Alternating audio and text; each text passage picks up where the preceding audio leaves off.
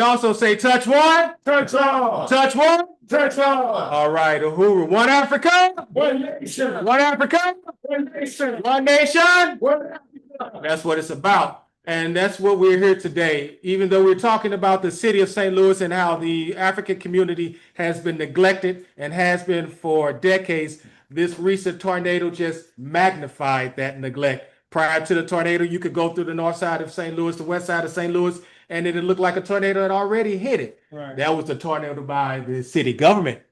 You understand? They came and strategically developed things, and such as the Team 4 plan, which comrades will talk about. And you understand that basically was simply they decided to neglect the African community and let it rot. Simple as that. So before we go further, we will go into the African Nation fight sign, but I do want to recommend, show appreciation for the leadership of the African People's Socialist Party and the Uhuru movement. We have Chairman Omali Yeshitela here, who's to my immediate right. And I also want to recognize that we have two of our Central Committee members who traveled down to the city of St. Louis. We have our Northern Regional Rep in the House. We also have the Secretary General of the African People's Socialist Party in the House, Comrade Emmanuel and Comrade Mwezi. Respectfully, give it up for the leadership there. Uhuru.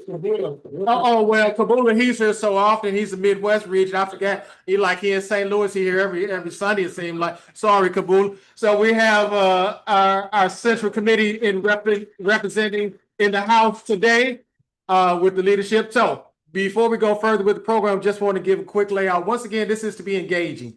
This is to be to offer up to the community a space. And I said it originally, it's like a revolutionary town hall. So it should have that kind of characteristic to it. We really want to talk with the people, not at the people. So those of you who are online, if you're in the city of St. Louis, we'll be here from 3 to 5, 3 to 6. It may be an extended version of this particular type of gathering. But just to acknowledge who we have at the round table at the Tatum podium, we have to my left, we have Jesse Neville, who is the chair of the Uhuru Solidarity Movement. And I'm just going to bounce back and forth to just keep your eyes moving. And to the far right, and pardon me, I should have did this first. We have Comrade Westbrook, who is the local president of the International People's Democratic Uhuru Movement. And we want to appreciate him. Bouncing back, we have our Comrade Penny Hess, who is the chair of the African People's Solidarity Committee. We want to appreciate that leadership there. And we talk about unity through. All right. And then, of course, we have our comrade Jesse Todd with the Todd plan. The man with the plan is in the house. Right. The Alderman's people. We already, the people's Alderman. We know that. And we also have Comrade Christopher Gladney, who is in the house. He is the president of the Northside Improvement Independent NINA Independent Association, Northside Improvement Independent Association. Pardon me about that. I do want to criticize myself for not saying that correctly. So we want to thank them for that. Thank you for that. And of course, once again, Chairman Omali Yeshitela, not to be last or least. Uhuru. Uhuru. And of course, myself, I am Kumbachi Neal, who just happens to do a little moderating for you today. So we're going to ask everybody to please stand, and we will sing the African Nation fight song. You will find that right here behind you, pardon me, on the screen right here behind me. And after the fight song, Comrade Westbrook, the president of the International People's Democratic Uhuru Movement, pardon me, locally, will come up and continue the program thereafter. Uhuru. Uhuru.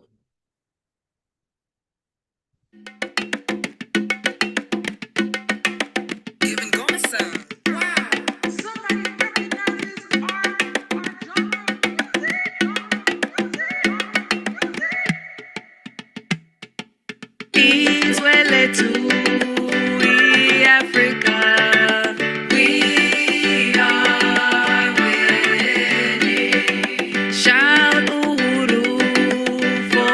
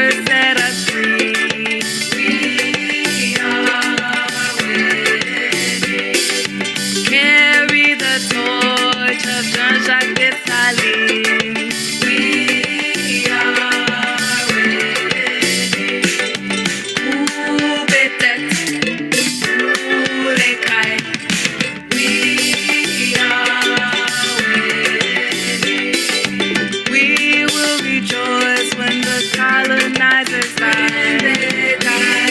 We are winning. Love is the liberation of our African nation. Freedom through organization. Socialist world of creation. 1 billion strong.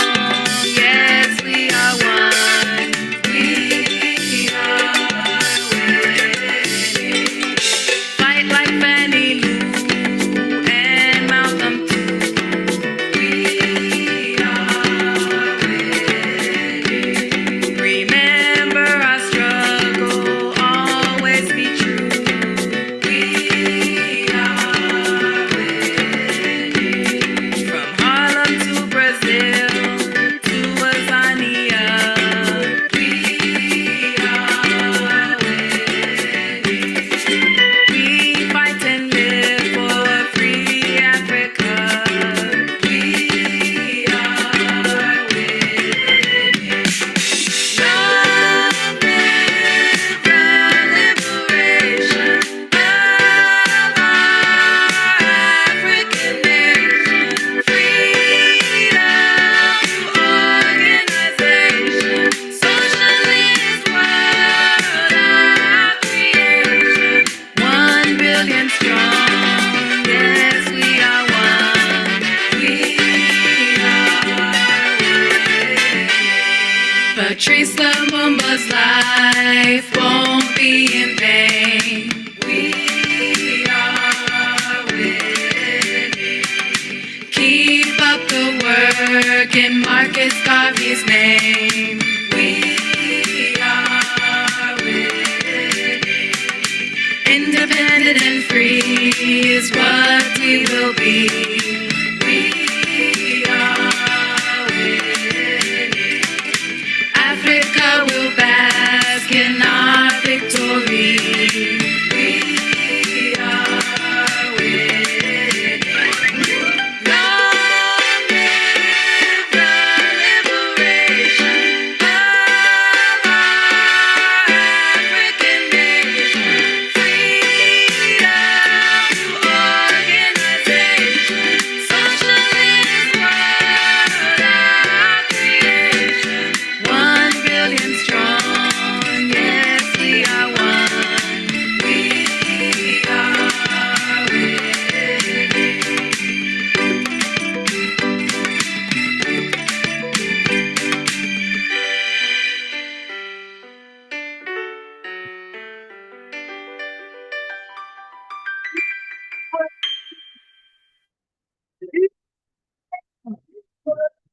That's right. That's right. That's right. Uhuru, we appreciate you coming out today for this special meeting at this Sunday rally pertaining the lack of response from this local government.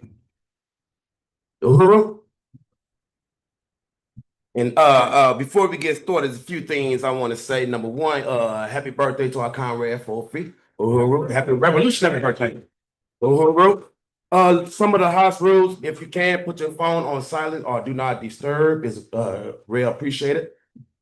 The bell thumbs is to my right, your left. Uhuru.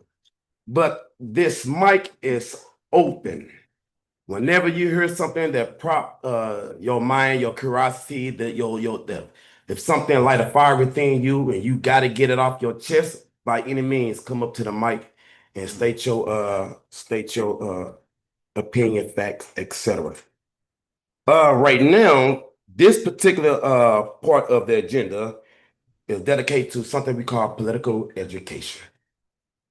This is our last point of the political education. 14 weeks. It was pretty fun to have the interaction with the people. Once again, this political education is going to be a little interaction. I'm going to go over it. It's going to be some questions up on the screen, and we're going to have fun answering them. If that's cool, child. And once again, I want to salute my leadership, Omali Yeshitela. So can we give him a round of applause? Here we go. Okay, today's 14-point working platform of the African People's Socialist Party, we will be dealing with point number 13. And we want to end to the U.S. colonial domination of African people within the U.S. We believe that the primary struggle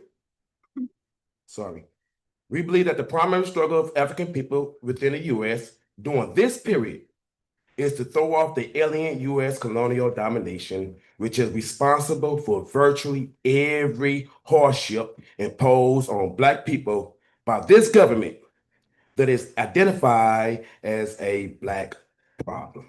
Uhuru? Identified as a Black problem. Not a problem, but you and I problem. We believe that our problems with education, from our inability to control our own schools and determine the education of our own children, to the inferior and racist quality of the education we do receive, are caused by colonialism. We believe that our problem with healthcare, from the absence of Black control and operated health clinics and institutions throughout our community, to the hazardous health conditions imposed on us by poverty and careless government decisions, are caused by colonialism. We believe our problem with housing, from the unavailability of decent and adequate housing for the majority of our people, to the dilapidated environment infested housing we are forced to live in, is caused by what? Colonialism. We believe that our problem with food and clothing, from the terrible quality and quantity which are imposed on us by blood-sucking merchants, to our inability to produce and distribute them for and among ourselves, are caused by what? Colonialism.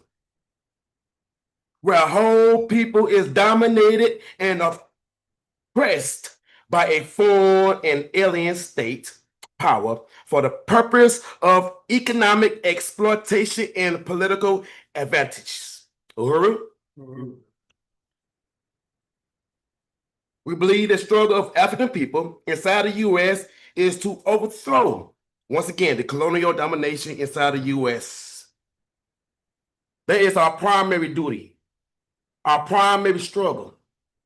Because as we recognize the trauma within our community, we understand that too is caused by colonialism. We understand that everybody that lives south of Delmar live at the expense of everybody at the north of Delmar. The Delmar divide. Now, we've been saying it for many years, but and it sounds like a cliche, but we see it now. What was devastated? $1.6 billion in whole community? Our community. Our community. Because of the what? Because of the foreign domination of our community. Most of the houses that we have on the north side, if it's owned by us, 70% of that didn't have insurance. If it did have insurance, 25% of the insurance went back to the city. Exploitation. 70% of the people couldn't afford insurance on the house, but the ones that could, you still exploiting them. 25%. 25%. Then we also got this case where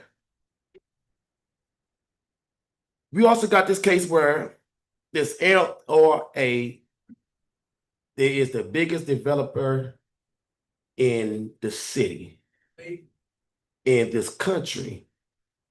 Now, we know that for many years that they've been doing a land grab, and we know that this is a potential way of them doing another land grabs with the red tape. But once again, from the buildings that was red tape, our buildings, why was it most of them red tape? Once again, lack of finances coming to this neighborhood from the government, city government, the lack of finances coming back to this neighborhood by the merchant that exploited out of this neighborhood. And it goes to fix up the south side. That's why when 135 miles ran up to 165 miles of rain come through, they buildings could withstand it. Ours can't. Know why? Because ours for a lot of decades was meant to crumble. But the main struggle for African people inside the U.S. is to overturn the colonial domination. And if we don't overturn the colonial domination, or if that's not our main struggle, this would be more of the same. This devastation is nothing new for you and I that grew up in St. Louis. This is the same because of what? A colonial domination of our community. So I know one of the struggles from us is to clean up our community.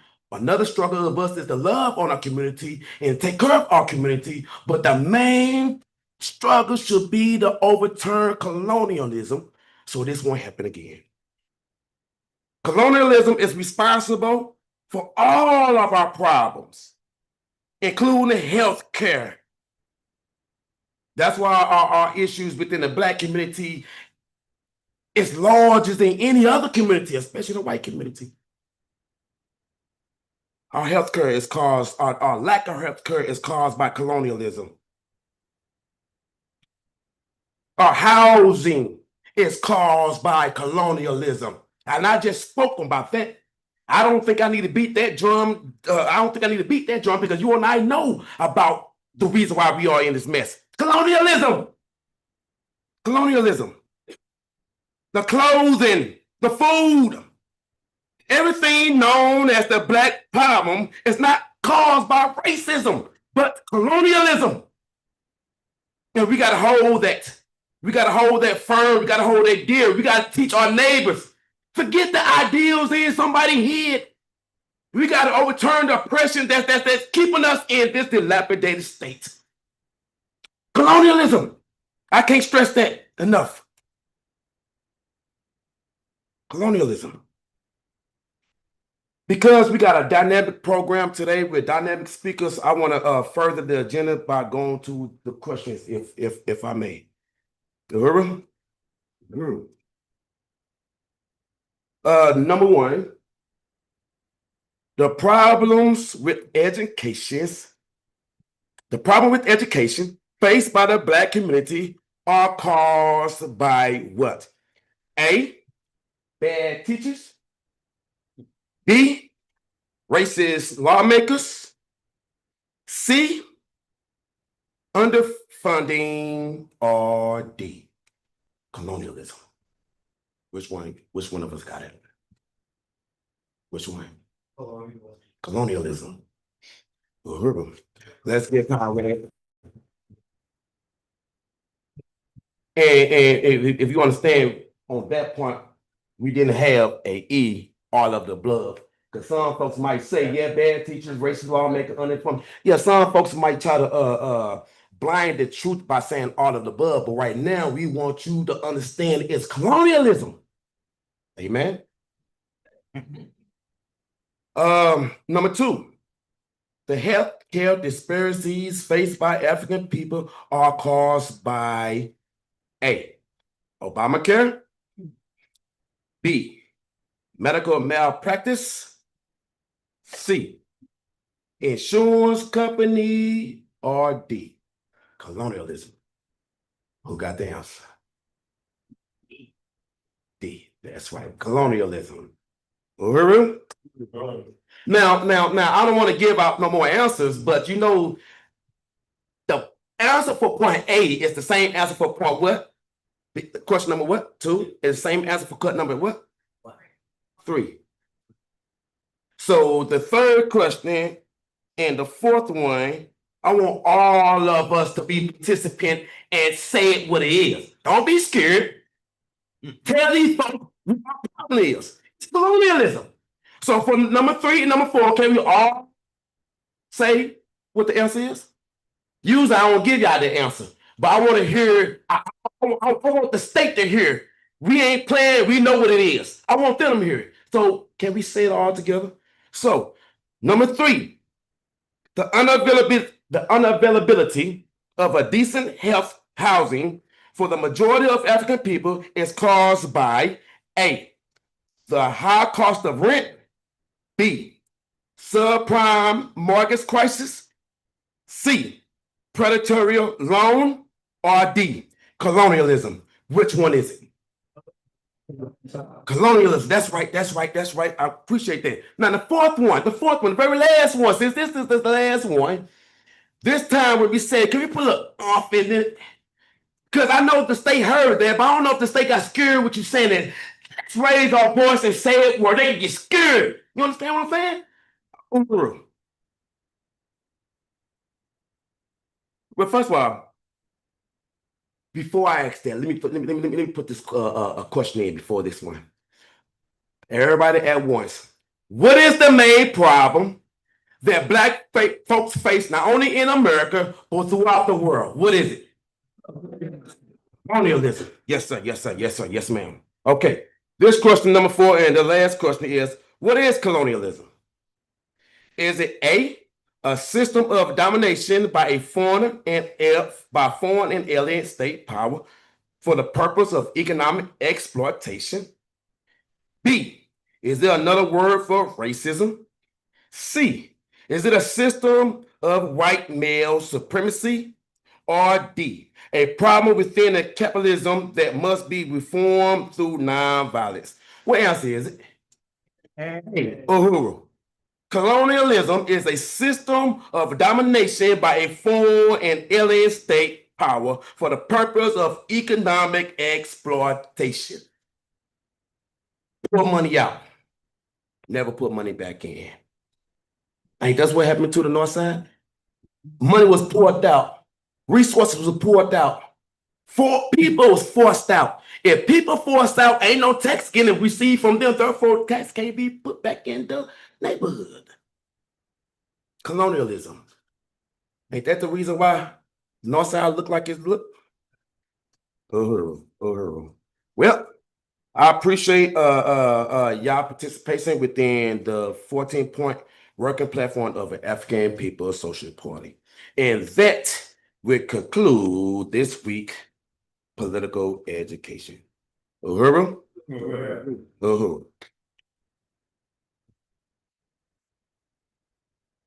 Okay, right now we got a dynamic presentation from a few folks, and now Conrad just introduced them. But if I may, to my right we have the leader of the African world, the leader of the Uhuru movement, our leader, Chairman Omali Yeshitela.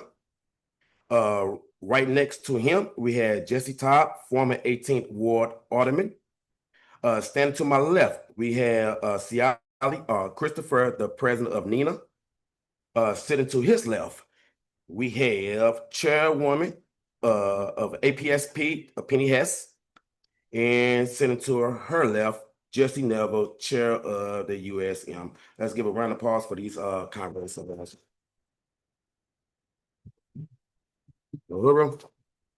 Now, I'm not going to be before you long. I'm just going to say a couple things that I observed within the news that I just want to put light on it. And then I'll let these beautiful folks talk to you, number one. Okay. 2 things. Is there anybody in this place that got a house redlined or yellow? Rag tag, thank you. Or rag tag or yellow tag or somebody our family might know. Somebody within our family might got a rag tag. Yes. Leadership. But make a long story short, 90 degrees weather is coming up. 90 degrees weather is coming up. We have a lot of folks that's houses red tagged, but still have a ability to live in a house.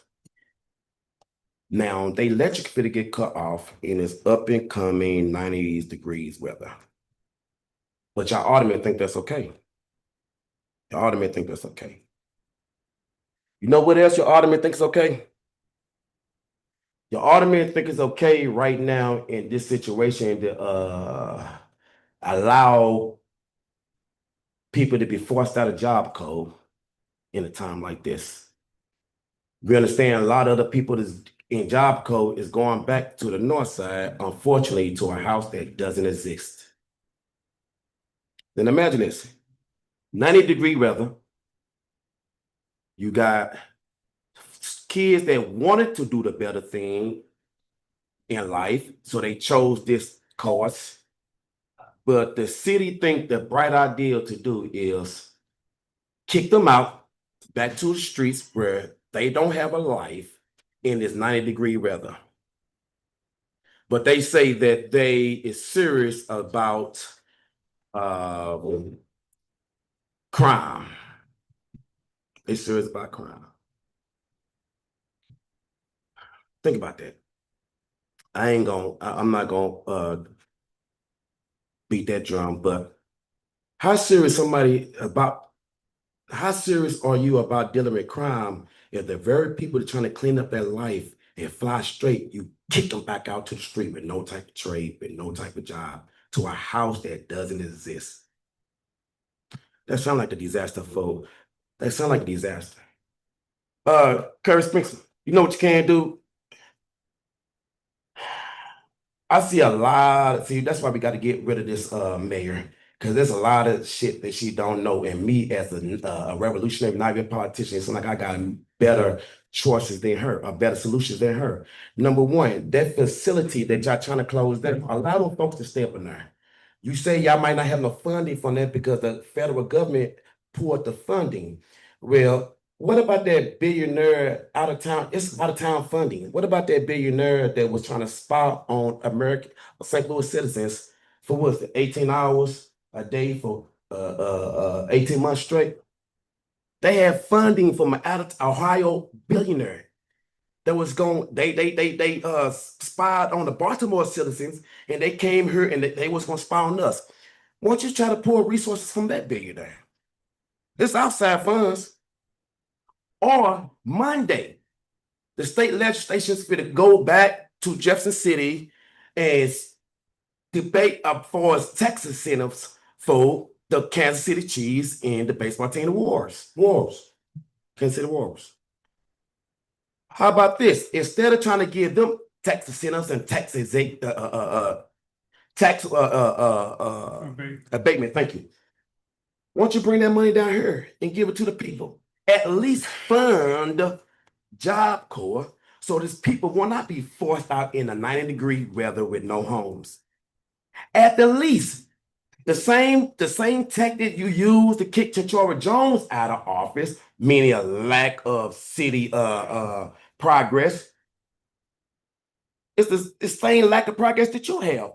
But how about funding these same electricians that y'all trying to kick out of Job Corps? How about giving them money to come and hook up the electric at these folks' houses that's still lacking electricity? Still lacking electricity.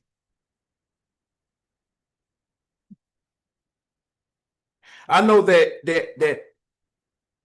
it's a lot of things that is happening at City Hall that you and I just can't stand by and watch it happen.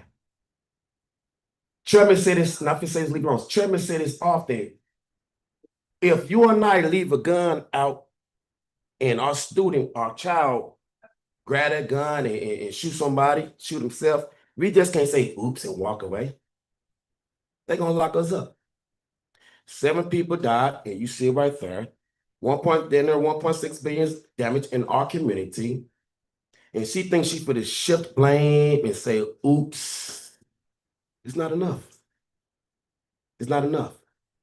You kicking our kids out of a Job Corps program back to the streets. It's simply not enough.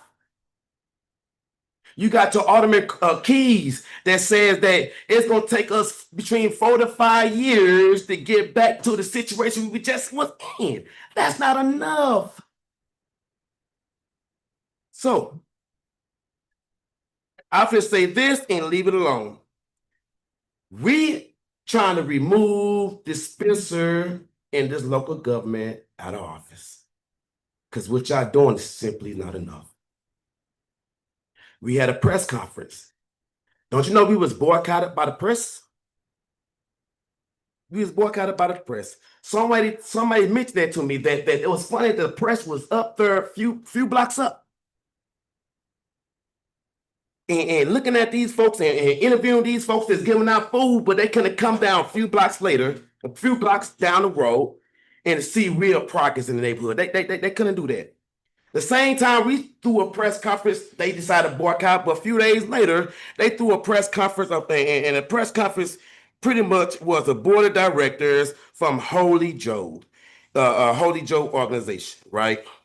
And you know this cat, he had the audacity to summons the attorney general and the circuit attorney about this Montgomery, this chief downtown.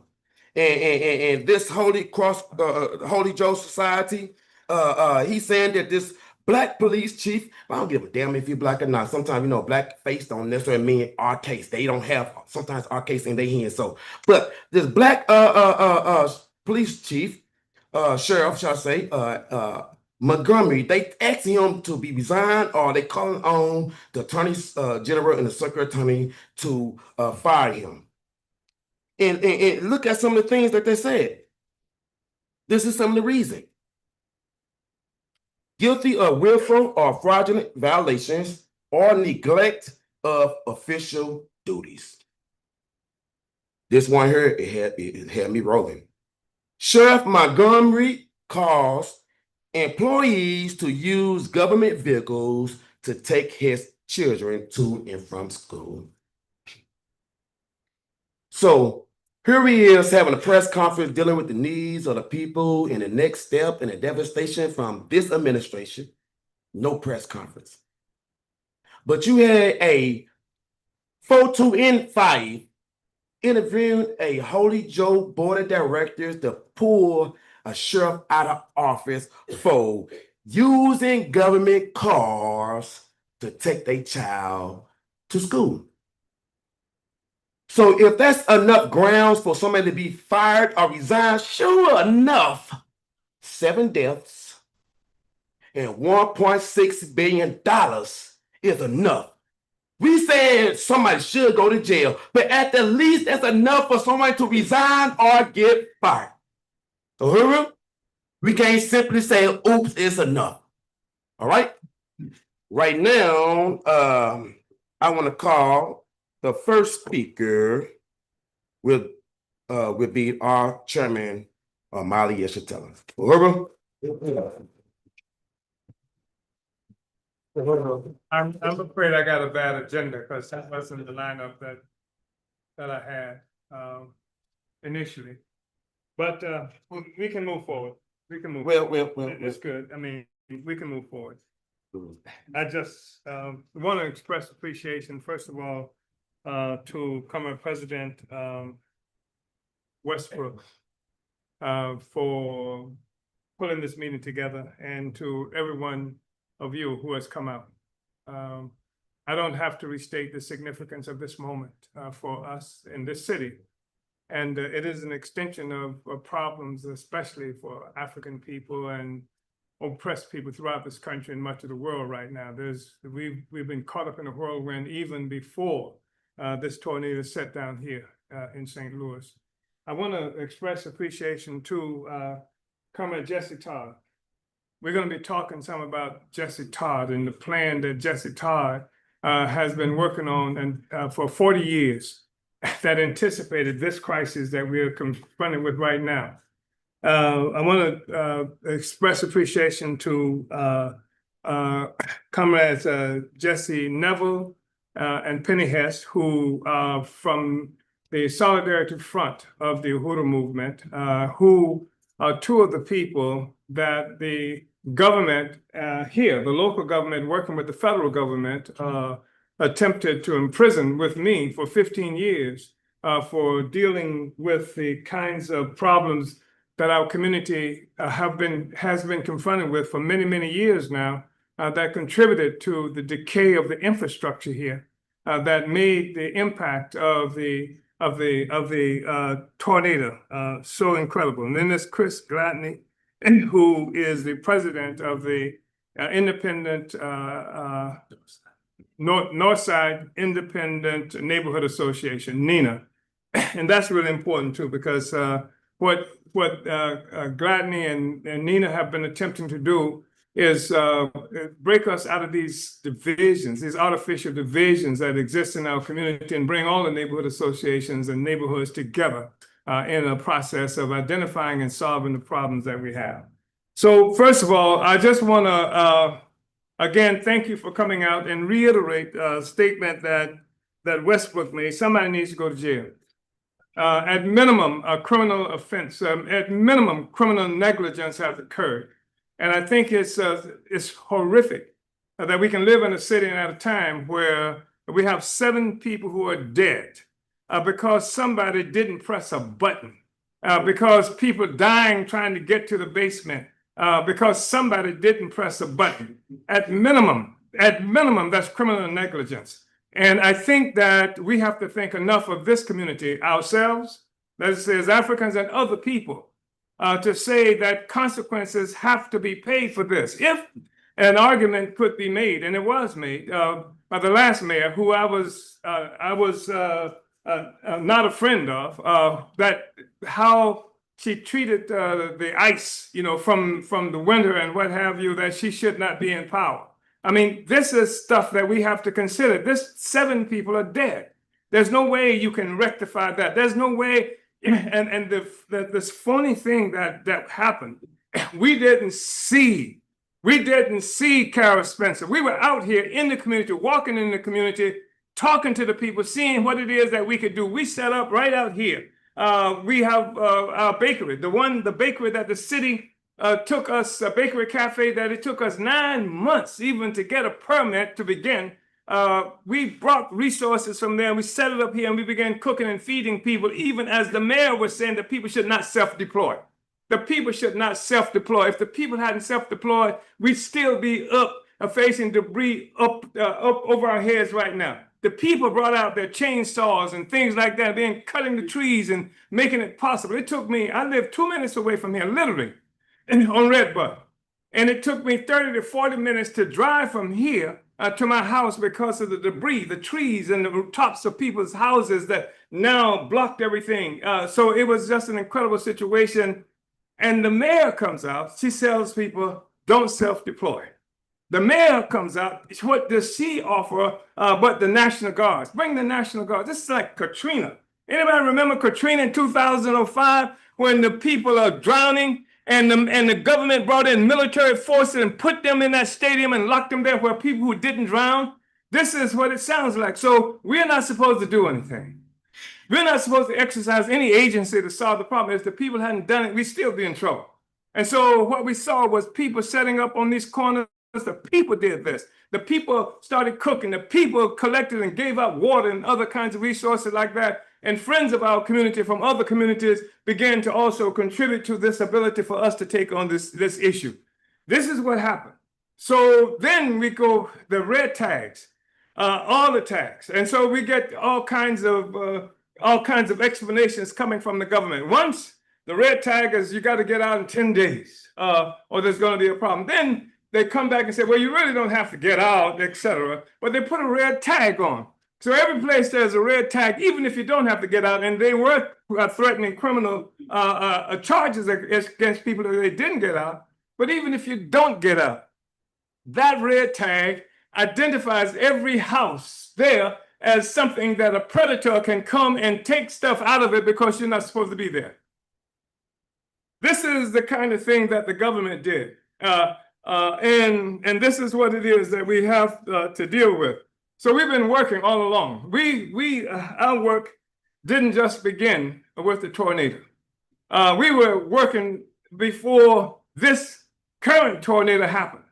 You see what's happening in West Florence, and you see the work that we've been doing to try to try to repair our communities and get the community involved, try to bring economic development to this community, try to create jobs, try to change the infrastructure. If the houses, we got houses and properties, and if they were in bad shape, we'd tear them down and we put a garden there. We put some kind of event space there. We would bring it up so that our people could feel good about living someplace. And what happened, of course, is people did feel good.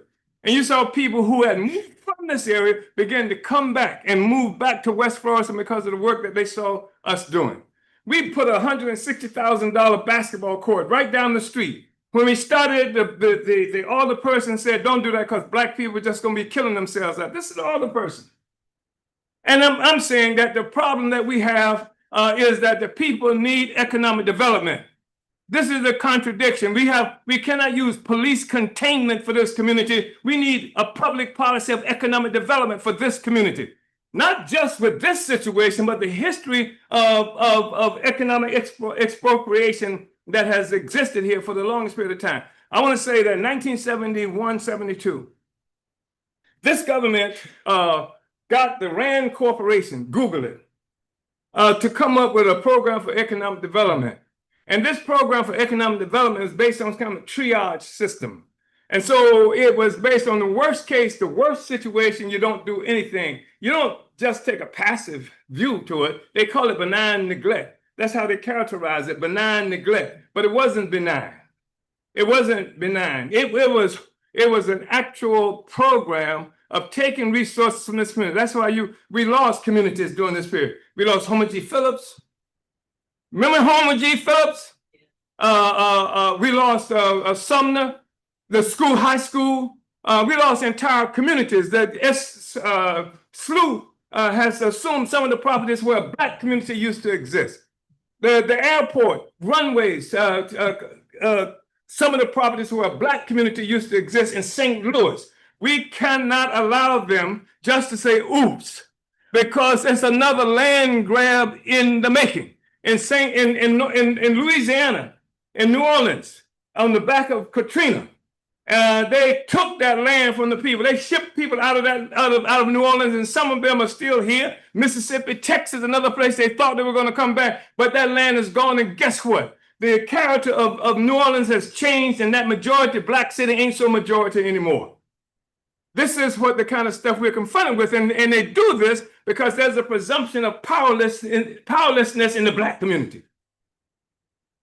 There's that kind of the presumption that we don't have the power to keep them, to make them pay consequences for the damages they do to our community. On the morning this tornado came through, I was upstairs here, and an alert came on my phone indicating that possible hurricane. 2 minutes after that alert came up, then the hail began to bang on the windows up there. I mean, with such a ferocity that I knew something was happening. It made me duck down under my desk because it was such a ferocious assault by the hail and then the wind and what have you. This 2 minutes later, there was no alarm that came up to the community. And so I happened to rush downstairs and we went to the basement, and other people experienced the same thing. Some of those people there are pictures of people who died partially as a consequence of the alarm not getting there. Someone finally get an alarm and they ran to the basement and she died. This is the kind of consequences that we paid in this community. And so I just say that we have to organize, and there is this attempt to characterize the devastation here as being due to natural causes. It's the nature of God did this. No, public policy did this. People sitting in seats of the government did this. And they, through their willful participation in the Team 4 plan. How many of you heard of the Team 4 plan? How many of you heard of the Team 4 plan during any election? When anybody was running for office and they talking about the condition of this community, you ever hear anybody mention Team 4? And the willful destruction of this black community, you don't even hear about it. And the people who are in power, they know. But the majority of the people don't know about Team 4. And this was the plan. And Jesse Todd knew about Team 4 That was the thing that informed the Todd plan. That's why he put the Todd plan together, to rescue our community from the consequences of this government policy that they had initiated there. We can't, we're saying that it's not good enough just to bring St. Louis back to where it was. That's not good enough. And if anybody, as I mentioned, if you brought somebody into the city and drove them around, if they didn't know anything about the city, they couldn't make a distinction of what happened, how the city was before the tornado and after the tornado. Now what the government is doing is removing the evidence. They didn't spend any resources to get housing for these people. They told, here's a sister sitting in a tent, refusing to leave because she's got a red tag. They don't do anything but housing, but they make sure they start picking up all the debris and what have you. So the people that's close to us, as what is the name of that place where I sometimes get the lunch from? This Mokabees. I leave here that morning.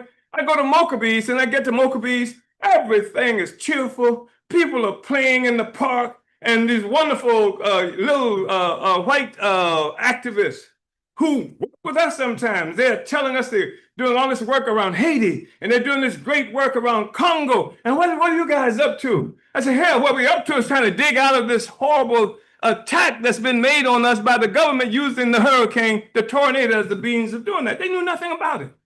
There are people who live in this city right now. There are people who live in St. Louis who don't even know the level of devastation that happened here. There are people who we hear from other places around the country and the world who knew something happened in St. Louis. You say it happened in St. Louis, a tornado came in St. Louis, that's one thing. You say $1.6 billion have to be used to repair that, that's one thing. But when you say it's concentrated in the African community, that's another thing altogether. People hear that and understand it different because our community got hit hard. And like I said, we got friends. There are people who consciously brought resources to the Uhuru House because they know that we are working at more than just this hurricane, this tornado. We've been working to uplift this community all along. That's what we're about. And that's what we have to be about. We cannot allow them to simply treat this in the fashion they're trying to. Neighboring Illinois people, you got people like it was referenced, the LRA, the Land Reutilization Administration Authority, LRA. Everybody's familiar with LRA, right? Because you got a broken down property next to you that's owned by LRA. And if it's not owned by LRA, it's owned by Paul McKeith, who got it from LRA. The LRA is the largest property owner in the city of St. Louis. It's the first land bank in this country was coming from St. Louis. They say they're going to use it to cure blight. And the blight, that's what it's supposed to be for. But what they do is they take people's property for taxes. And so somebody's grandmama right here in this building right now lost their property to LRA because of taxes. Then they take it from things like code enforcement. So you got these sisters, these widows who are living on fixed income, who don't have the resources to get the properties fixed. And then the government owns it through this land bank. Who gets the land bank? These vultures like McKee's, these vultures who are called investors, etc., sitting there taking these properties. And that's what we're looking at, a possibility of happening right now. We cannot allow that to happen. That's all I'm saying. We cannot allow this tornado to push us out and take all the properties from this community. So, yeah, I got a red sticker on my house. The conditions where I live, and we consciously did that. We consciously took this building. This building had been abandoned for I don't know how many years. There was no floor here. The wall was out here when we got here. This was before the tornado. We consciously and purposely came here to the community. When I say we, I mean Jesse Todd was already here trying to solve these problems, and other people who were already here. Westbrook was already here dealing with these issues. But we came here and moved our international office here to St. Louis because of the conditions here, because of how bad it was. And so we wanted to build from the bottom up, and we wanted to be in the communities. They considered this the worst communities in St. Louis. I was on Redbud. When people heard I was moving on Redbud, they said, "You got your gun?" etc. This is a presumption of how bad it is. Our community is bad. You had it when we came here. and started talking about the basketball court, started talking about working in this community, we had all the persons talking about sending National Guards into our community. The National Guard sent in a military force to deal with problems of joblessness, hunger, and an ongoing process. There are people in this room who remember when this used to be a thriving community, don't you? Remember, this used to be a thriving community. Jesus didn't take that from us. There was no gods that took that from us. People made decisions that destroyed our community, and there are people, black people look just like us, who are now even on the board who facilitate this process by not saying a single word because their careers are tied to it, because the developers, as they call them, are the ones who fund their campaigns, who bring resources to them, etc. So we have to break out of this contradiction that's been imposed on us. And it's not the easiest thing in the world, but we have to do it. Like I said, when we started doing the work we're doing, at 5 o'clock in the morning, pre-dawn, July 29, 2022, pre-dawn, 5 o'clock in the morning, I'm awake. I'm already up because I'm going to go to the gym, try to stay relatively fit. And my wife is up because on the same day, we were having a doula training for Black women who want to deal with making giving birth and the babies more secure, because in St. Louis enough babies die the first year of life to fill up 14 kindergarten classes every year.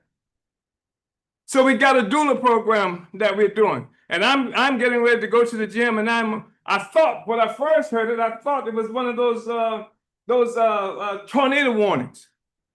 Everybody in the house here, come out with your hands up and your hands empty. And when I get outside, I ask my wife to wait, let me go down. I get outside, and what I run into is an armored vehicle in front of my house. It's pre-dawn.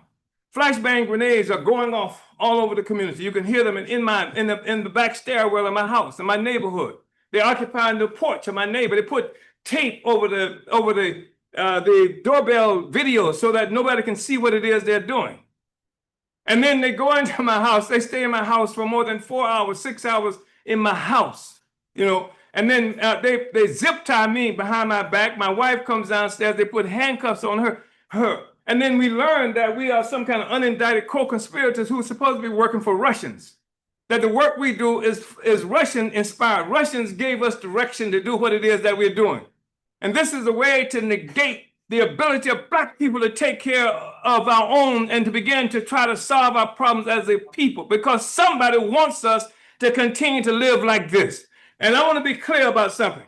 I'm not saying that they're simply starving us, because sometimes they keep us poor, but they're not necessarily to starve us, because when you look at a parasite needs a host. If the host dies, the parasite dies. So the parasite will keep the host alive long enough for it to live off the host. That's the kind of thing that we're living with here. So in St. Louis, it's extraordinary. I've seen minimal kinds of imitations in other places, but you know, in St. Louis, every Thursday, right outside the church, close to where I live, people come out and drop off food. And it's like on the ground, you know, they've got a little Palestine on the ground, so Black people can come and rummage through, pick up something to eat. You every now and then you drive through, somebody's giving away free hot dogs, what have you. My next door neighbor on Christmas going down to the corner to pick up stuff that's being given away for their children. So it's not like they want us to starve. They just don't want us to be able to feed, clothe, and house ourselves. That's the contradiction that we're looking at. So you see out there, you're going to have all kinds of people want to give charity to us. But we don't need charity. We need solidarity. We need solidarity in the struggle that we're engaged in against this system here. There's somebody who brought in a whole warehouse in Illinois, brought all kinds of resources. They say they want to bring it to us because they know we are working to get rid of this colonial domination of Black people. These are white people. There are white people in this room now who brought resources to us because they know we are trying to get rid of this colonial domination, because we want to be self-determining like any decent, dignified people want to be able to feed, clothe, and house ourselves and be able to say that I know our children will have a future, not because a good white man got elected, but because that future's in our hands as a people. And nothing else is important. So I want to say that, and I'm going to move out your way. I want to say that people are going to introduce you to Jesse Neville here, Penny Hess here, and you will meet Christopher Gladden. Some of you already know him because you're part of that the neighborhood, the Northside Independent Neighborhood Association, and you'll hear more from Jesse Todd. Jesse Todd has been here in the trenches for a long time, and we're going to be promoting the Todd Plan. And the Todd Plan, Jesse started this more than 40 years ago, and he's going to tell you about it, but it talks about when they initiated the Team 4 plan to destroy our community, he put forth this plan. And he's been working in this, the board has voted to adopt this plan at different times, didn't do anything with it. And Spitzer, this was approved even while Spencer was an alderperson, and she did not oppose it. So jobs for all who want a job, and guaranteed annual income for this disabled elder and the elderly. Jobs for anybody who wants to work, and a guaranteed annual income for the disabled and the elderly. Drug treatment on demand. Because we don't get treatment, our treatment is in the penitentiary. You understand? This is, they impose a drug economy. When I say they impose a drug economy on our community, what do I mean? I mean that the people are going to try to live. And if there's no way for them to work within the legal capitalist economy, they will work in the illegal capitalist economy. And when I say the illegal capitalist economy, those kids did not bring those drugs here. Somebody put those drugs in the community, and if the people didn't work for the dope man wasn't employed, there wouldn't be any employment. So we're saying that we have to change this public policy of police containment with a public policy of economic development. I'm talking about our money. The city has our money. The money from ARPA funds that's supposed to go to black business, that's our money. The money that's from the Rams, and then the interest on that's our money. They have a community development block grant funds that every city gets. That's with the black population in this country from the federal government. I think they got something like $20 million. That's our money, but we never get it. And we won't accept anything less than all of it. If it takes $1.6 billion to do this, who's going to do it? This is a poor community. We don't have a $1.6 billion, but it's left on us to fix it and not the government who's got our money. We want Jesse Todd's program. Vacant houses that are boarded must have all windows and doors boarded up on every floor at the owners or the land reutilization authorities' expense. That makes sense. If that had been done, the damage that come from this tornado wouldn't have been as extensive because it would have kept the deterioration from the elements and things like that from happening. It's 40 years ago he's pushing that. The government is responsible. I don't say an act of God or act of nature. This was the government determinations that made this because of its relationship to our people. Money used to tear down houses will be given to families.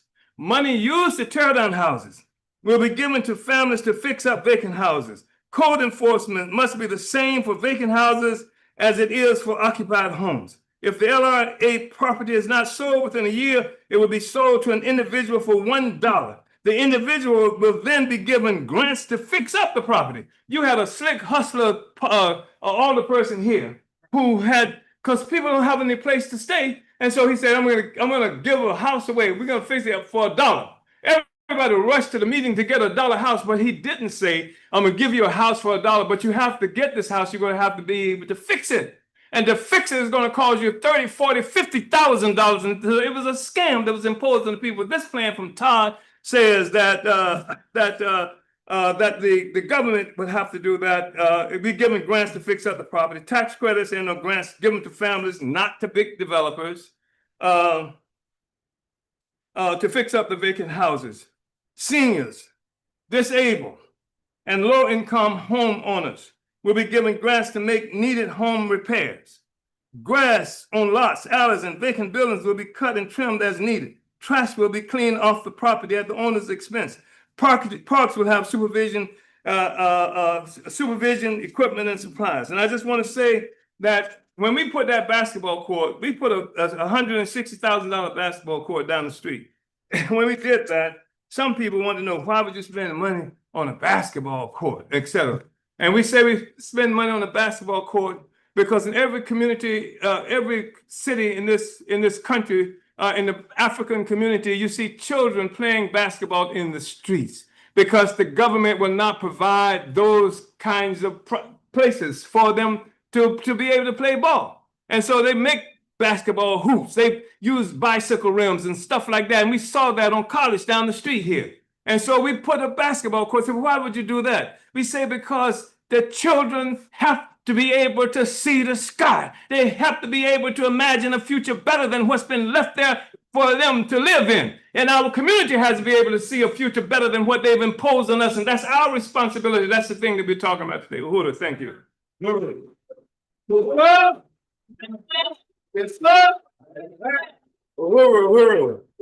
Once again, I want to appreciate my chairman, Omalisha Taylor. Let's give another a round of applause for him. Uhuru. Now, because today is not like our typical Sunday rally, we ain't gonna do things typically the same. Is that all right? Like we typically open that mic later on, down there when the program is finished. But right now, we finna open the mic for anyone to have any concerns or any demands. Come bless this mic and we gonna write some of your concerns up on this sheet. Because we know that Comment, President, may I make a suggestion? Uhuru.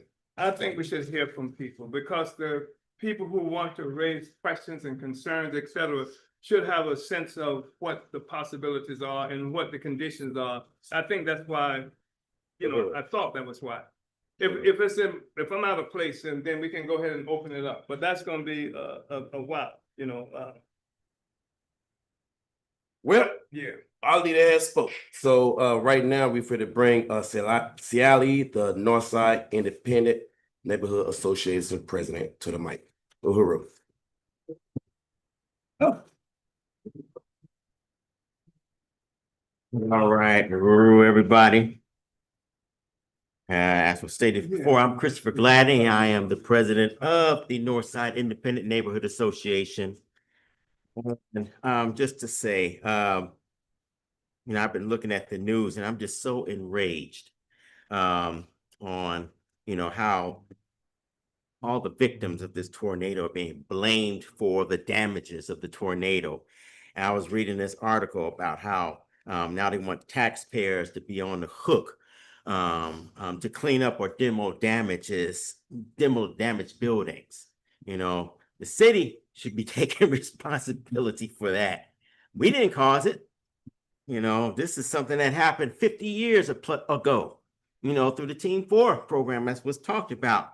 Now, I don't know if anybody really understands the Team 4, but there's 3 parts of this program. It's called conservation, and that's for areas that are all right. And then you have redevelopment for areas that are starting to kind of get a little run down. Mm-hmm. And then depletion, which is basically, and they targeted a lot of the older areas of the north side for depletion.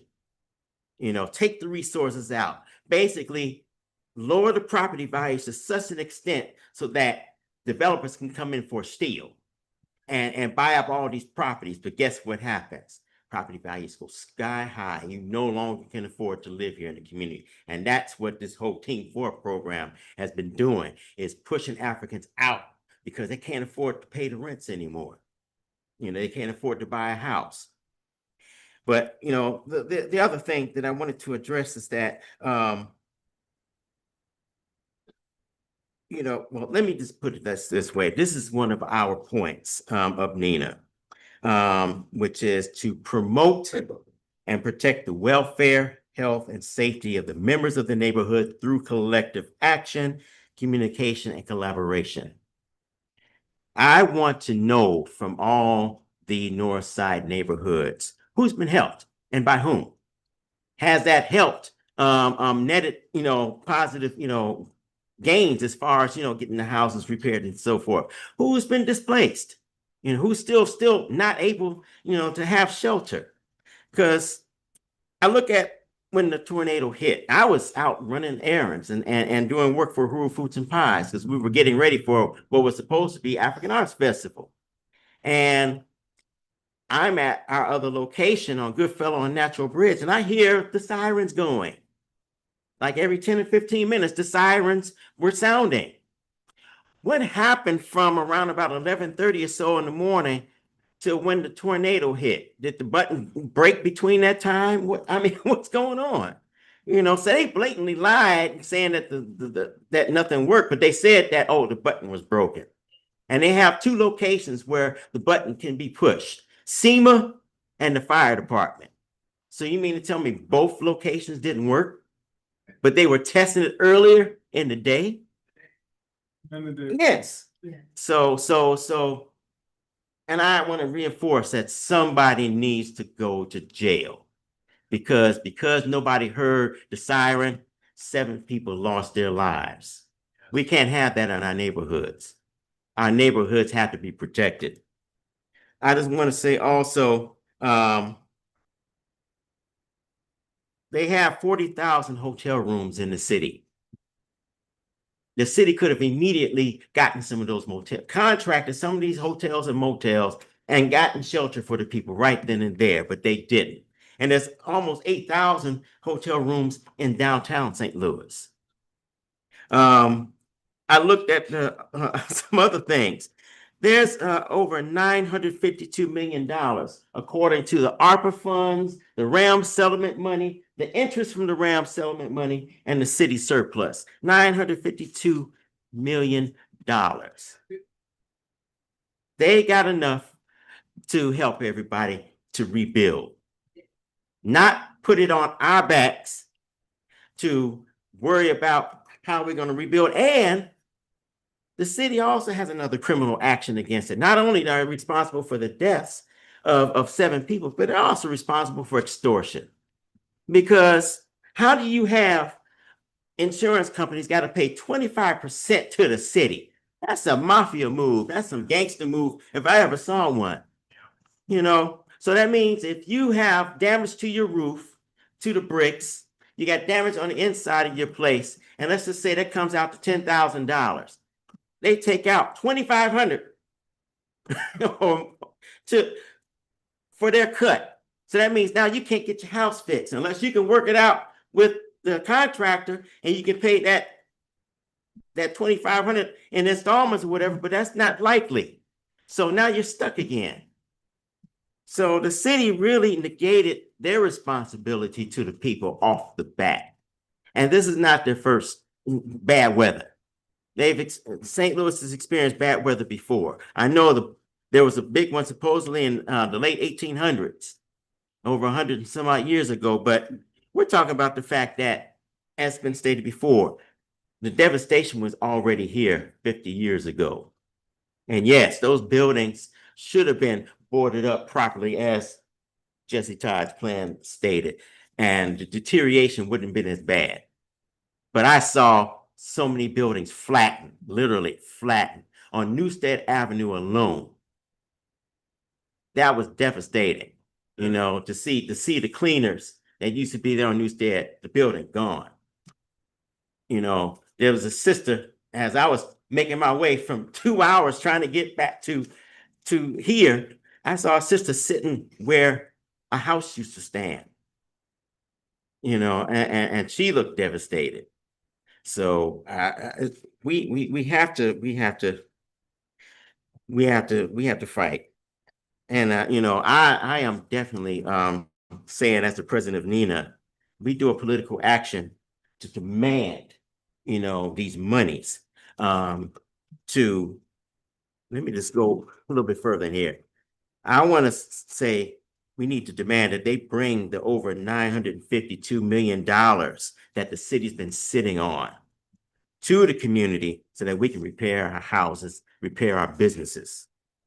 No power shutoffs to people's homes that got heartlessly red tagged by the city, because that's just another way they can gentrify our communities. We want reparations to the Black community, not just for the tornado, but for 50 plus years of devastation caused by the city. And we want to stop the land grab by the NGA, because a lot of these politicians' careers are tied to the NGA. That's why they let this community fall the way it's fallen. But I also want to say that the last demand and the most important demand is that we jail Kara Spencer and Sarah Russell for aggravated homicide for the siren fiasco that caused all these deaths. And these are the 7 that we know of. We don't know how many more people died as a consequence of the tornado. Again, I want to hear from other neighborhood associations about how the neighborhoods are doing, what's happening, what help has been brought forth, because O'Fallon needs help, College Hill needs help, Penrose needs help, all neighborhoods need help. Let's come together. Let's see what has or hasn't been done. And I can probably say with a lot of certainty that a lot has not been done to help our communities. So I want to hear from the neighborhood associations, because we have to take it in our own hands. We have to do it for ourselves. We cannot depend on the city to do right by our communities, especially the Black community here in North St. Louis. So let's take it to them. Uhuru.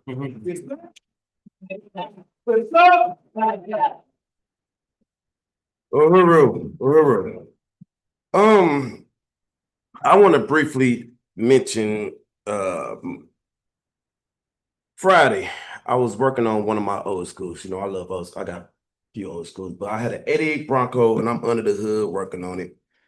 And this breeze came in, and it felt kind of good. And as I'm outside working on my Bronco, my son outside playing with his friends. So I'm hearing the laughter of kids while I'm under the hood and feeling this breeze because the sun was out. It's like a normal day. You know what I'm talking about? The sun was out, it was beautiful, etc. But I wish my son was here, but I said, man, come on in this house. It's something don't seem right. Dad, I ain't do nothing wrong. You're not in trouble. Just come on in this house. Something just don't seem right. And as I was coming in the house, I got a few trees that I planted in my house. They blowing. And I was like, damn, what's going on? And I'm glad, this not a religious organization, but sometimes I get religious. So I said, Lord, whatever's for to happen, please let it pass by. My son looked at me crazy, like, huh? And as soon as I made that statement, golf side, like without no type of warning, golf size balls start falling. I mean, typically we have rain, typically rain would be warning or some type of storm or black clouds. In this case, a fucking alarm siren should have been our warning, but out of nowhere, golf size balls. That being said, I'm glad I had an inclination on calling my son on in, me myself coming in, because one of them golf size balls, if you look at my Bronco, it put a mad dent in the hood and on the top of it. And I just had no other sense to imagine that if one of them golf balls had hit me or my son or any one of them kids, not golf ball, baseballs, if it would have hit one of them, how would it? I know the damage to my house. Roof all messed up. It's raining, pouring now. I have the gutters. A lot of shit is messed up in my house, and I had no other choice but to imagine what if they happened to me or my son. We just can't allow her to say oops. We just can't allow that. Our next speaker is the author of the Todd Plan. So let's give a round of applause to the next person to the mic, Jesse Todd. Uhuru. The people smart.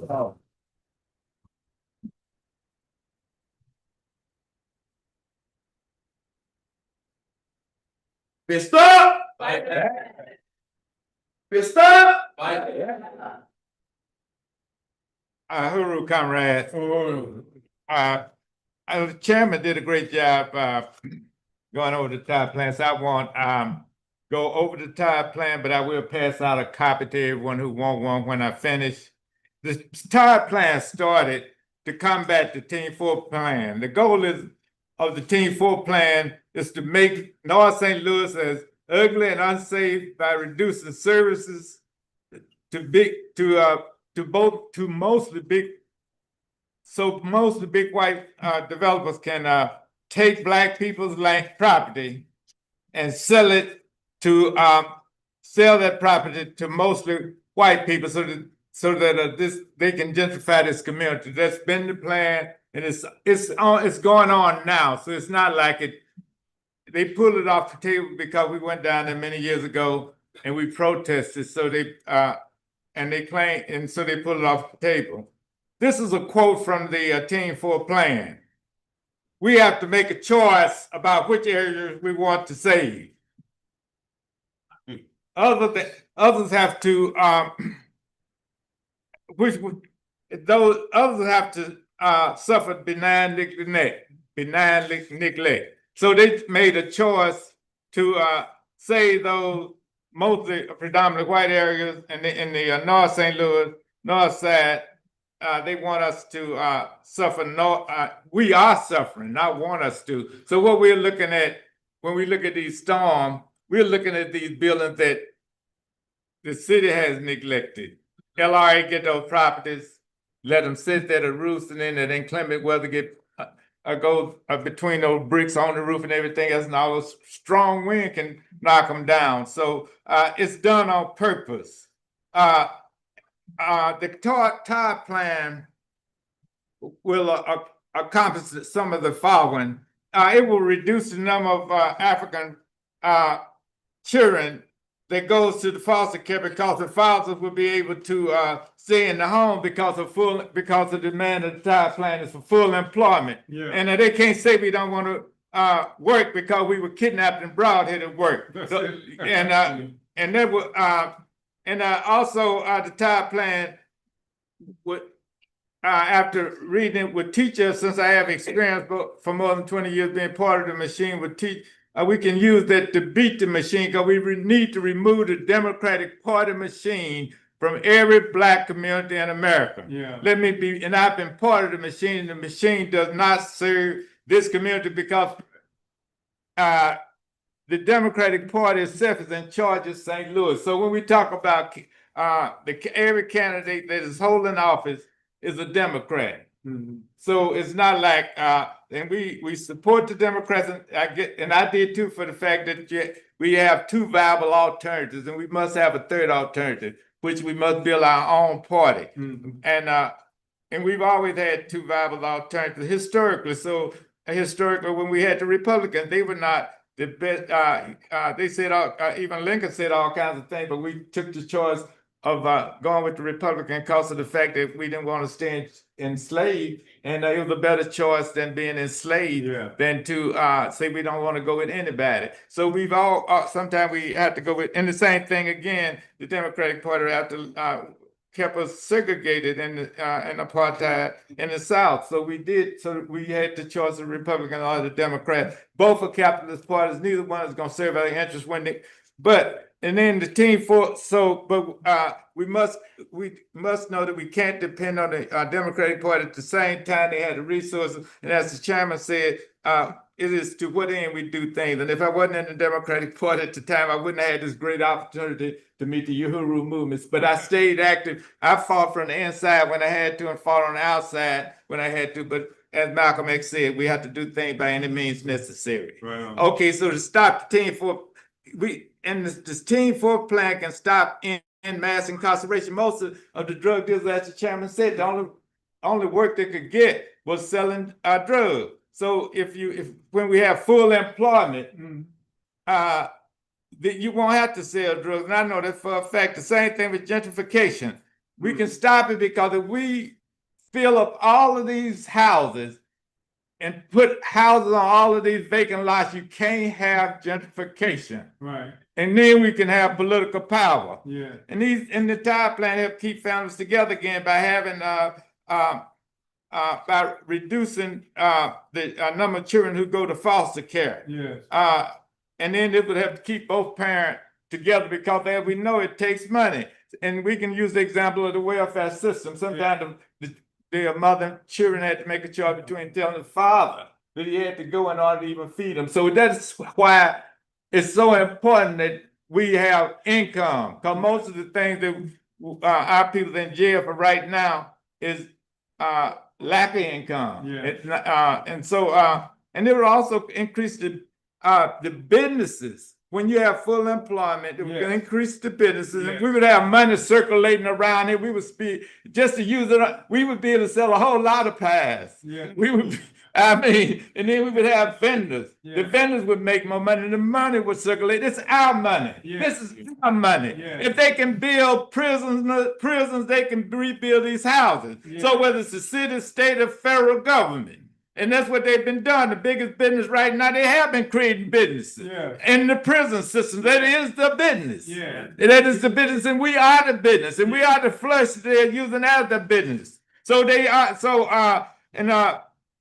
and more businesses would move into the community because it would be very difficult without money coming into this community and almost impossible for to do business if you to open up business because you're gonna get robbed, your place gonna get broken into. How do I know? Because I've been on my own since I was 15 years old, and I hung out and had to hustle myself to eat. So I know every nook and cranny, and I live right up here in this area. So I know the area like the back of my hand, and I haven't lived past Kings Highway in my life. So you can imagine that I do know the area. So it's a lack of money, and the reason I'm not in jail is because I was able to get a job. So I know if I needed a job, got lucky, got a job, and I haven't been back, and it was able to raise my family, and that's why I'm here today. I wouldn't be here today if I hadn't been lucky enough to get a job. Right. That's why jobs are so important to everybody, and we would also be able to in that food desert, because the more money we got coming in,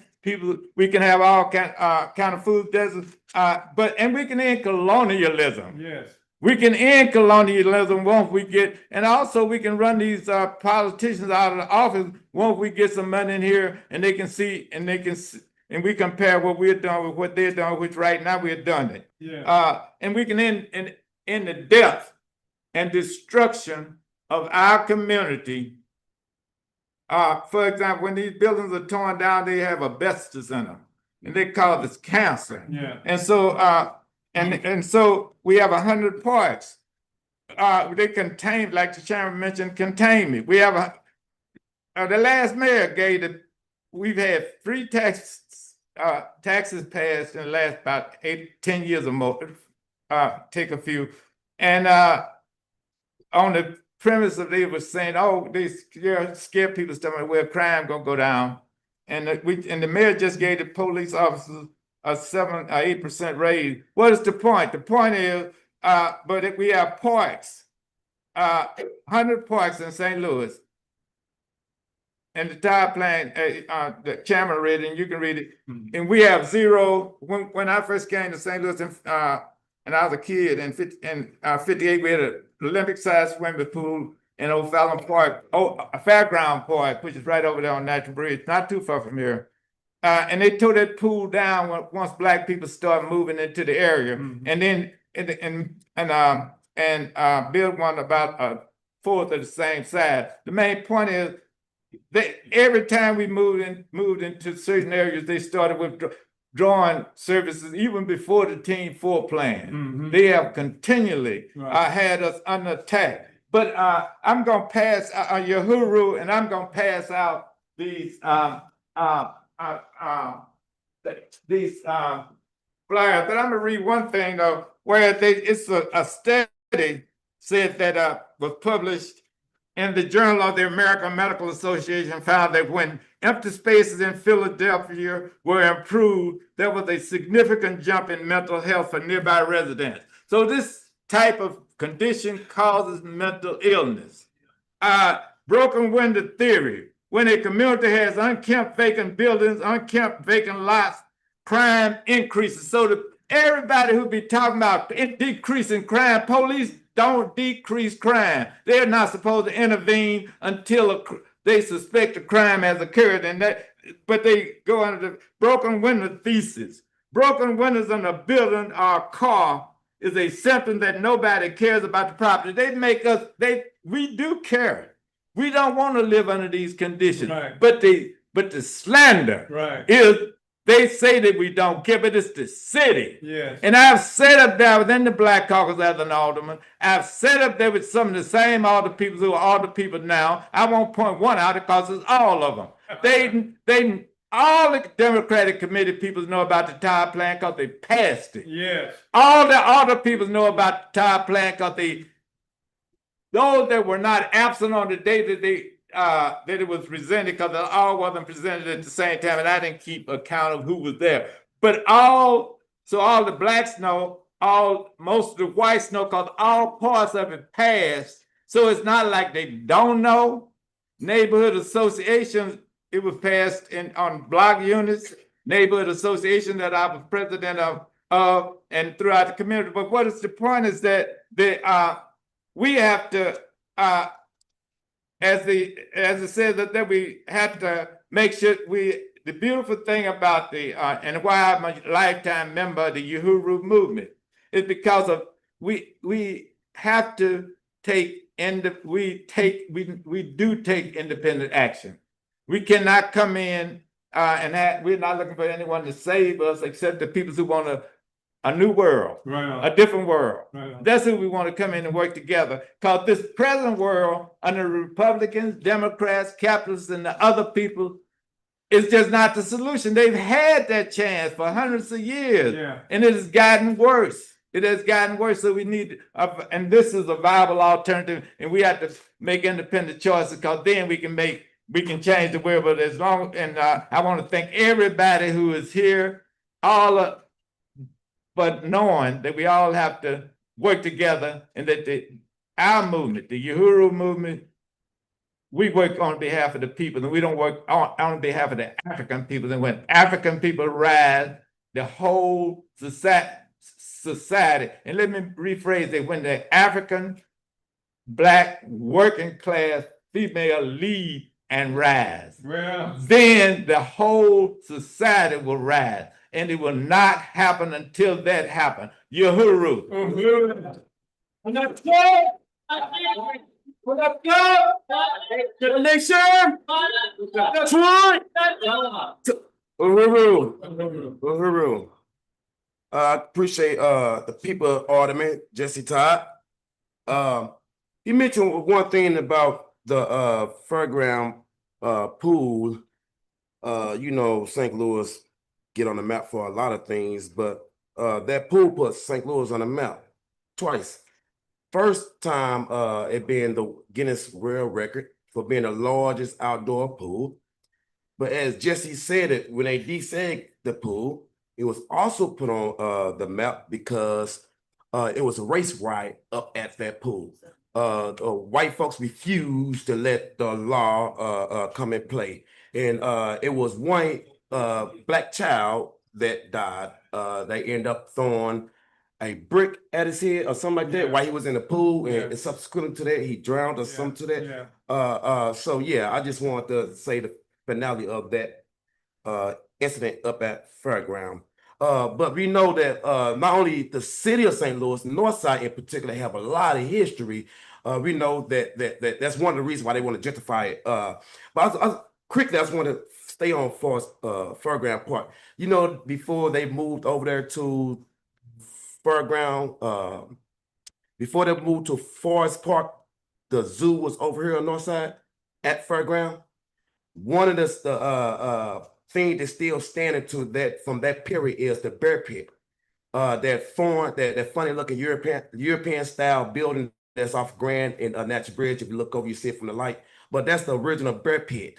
Now it was said that one of the reasons why they kept that structure from the 1890s, 1880s is because they used to entertain themselves by putting niggas in that pit, that bear pit. So make a long story short, their history, that was also the largest indoor, shall I say, racehorse track, where they used to do gambling here, but when Missouri allowed it, gambling to be outlawed, they ran across the water. But it's a lot of their history. I ain't gonna tell you about the history for this park right here, but they want their area back. So they allowed a lot of things beyond neglect, but the lack of pushing the button. the red tag, and they allowing a lot of things that happen in our neighborhood so they can reclaim they shit that they abandoned. They call it gentrified. But I would say this and call on the next speaker, but how many of us in here remember Mills Creek? That's unfortunate, I know. How many of us remember Mitchie Park? Okay. We got a couple to mention to remember that. Okay, maybe I get a lot of participation with this one. How many of us familiar or remember Kinlock? Okay, more hands raised. More hands raised. Okay, maybe more hands will be raised right now. How many of us know or familiar with the JVL, Jeff Van Loo? Uhuru? Uhuru? You know these areas that I mentioned, the city used to classify them as Negro district. These areas used to be redlined when the Great Migration as African was coming up north, the fled the depression of the South. They didn't know the type of hell that was coming in up north. But they were segregated to a certain areas they called Negro district. Like I said, JBL, Kenlock. Don't you know how many of us know that Kenlock was the first black town in Missouri? The first black town in Missouri. Now, of course, all of us know about the North Side, right? As a whole. You know, most of these spots that I mentioned, you know that in the North Side was at one point at the North Side, except for Kenlock, that was in North County. You know the similarities with all of them is they no longer exist as we once knew it. Some of them just don't exist, period. Mills Creek. But reason why I added the North Side in there is because we know they trying to gentrify this area or take this area back, or this once be an area known to the black community as Mill Creek. Because a lot of us don't remember Mills Creek, as we just seen. But St. Louis, as is known, after they get done gentrifying it, a lot of folks, it's not off if they have their way. A lot of folks not gonna remember growing up and going to Baden School, or growing up and going to Northwest School, or Beaumont School, or Sumner School. You know, one thing they used to St. Louisans used to identify each other or speak to each other, greet each other, shall I say, was what school you went to? What school you went to? But they trying to do away with the sense of community when first they did away with our schools. Now, since they did away with the community by doing away with our schools, it lead us to saying, you know what? Most of the people is gone. I guess it's okay for them to rag tag their house, or I guess it's okay for them to force people out. But when are we gonna stand up and say enough is enough? When are we gonna say there will not be another Mills Creek on our watch?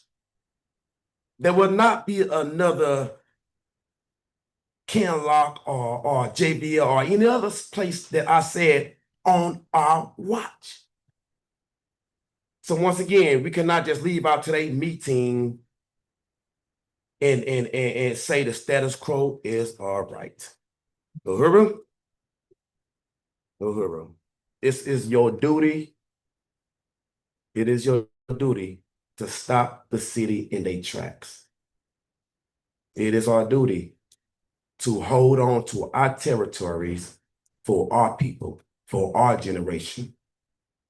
It's kind of unfortunate that the wealth of our community do not even equal up to the white community. It's unfortunate that in a lot of cases that we cannot hand down liquid assets to our community to our family as a generational wealth. The last thing that a lot of black folks was holding on to hand down to our children as generational wealth, now the city is trying to take it. So my question to you is, are y'all gonna allow that to happen? Uhuru. That to me don't sound much convincing, so I'm gonna ask again. Are y'all gonna allow that to happen? Uhuru. Uhuru. So I want to go on further with the program and introduce our next speaker, which will be the chair of the Uhuru Solidarity Movement, Jesse. Well, Uhuru. Sorry, we're gonna go with the chair of the African People Solidarity Committee, Penny Hess. Uhuru.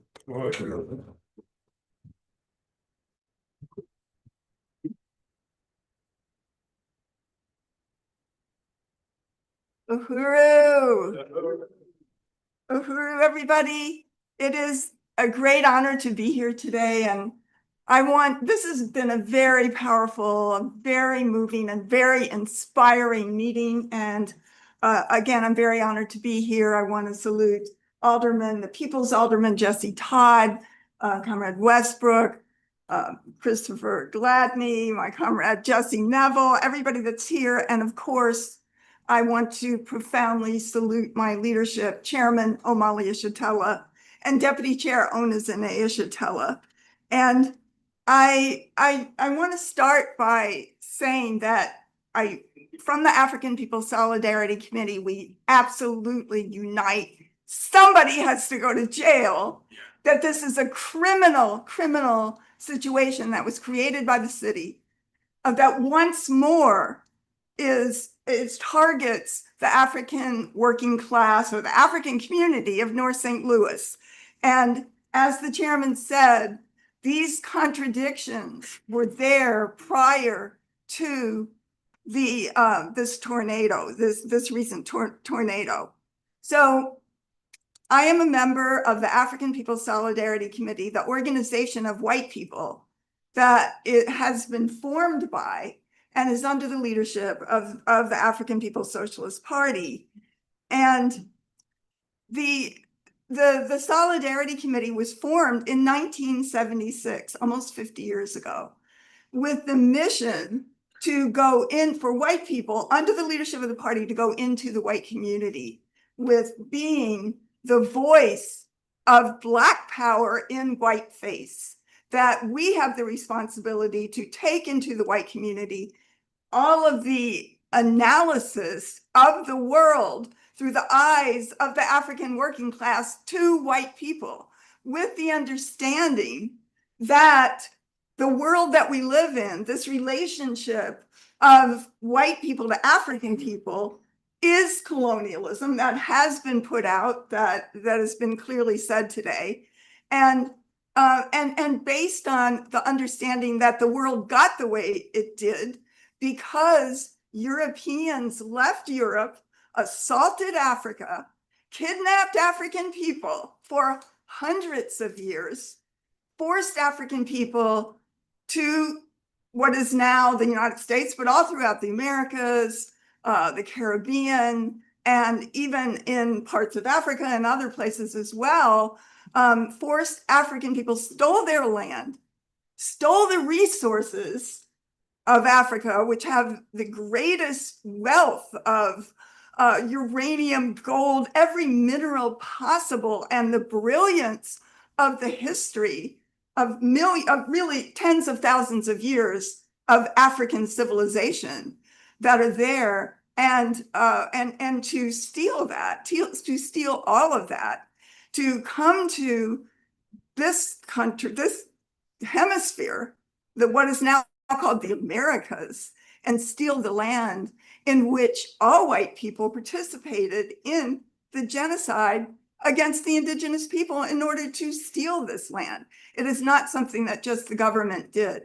And I just feel like, that it is our responsibility from the African People Solidarity Committee to help, the white community to see that there is a future. And I do believe, and I know actually from organizing, the kind of organizing that we do from the Solidarity Center. I see, some comrades were there when we had an event a few days ago on Gravois Avenue.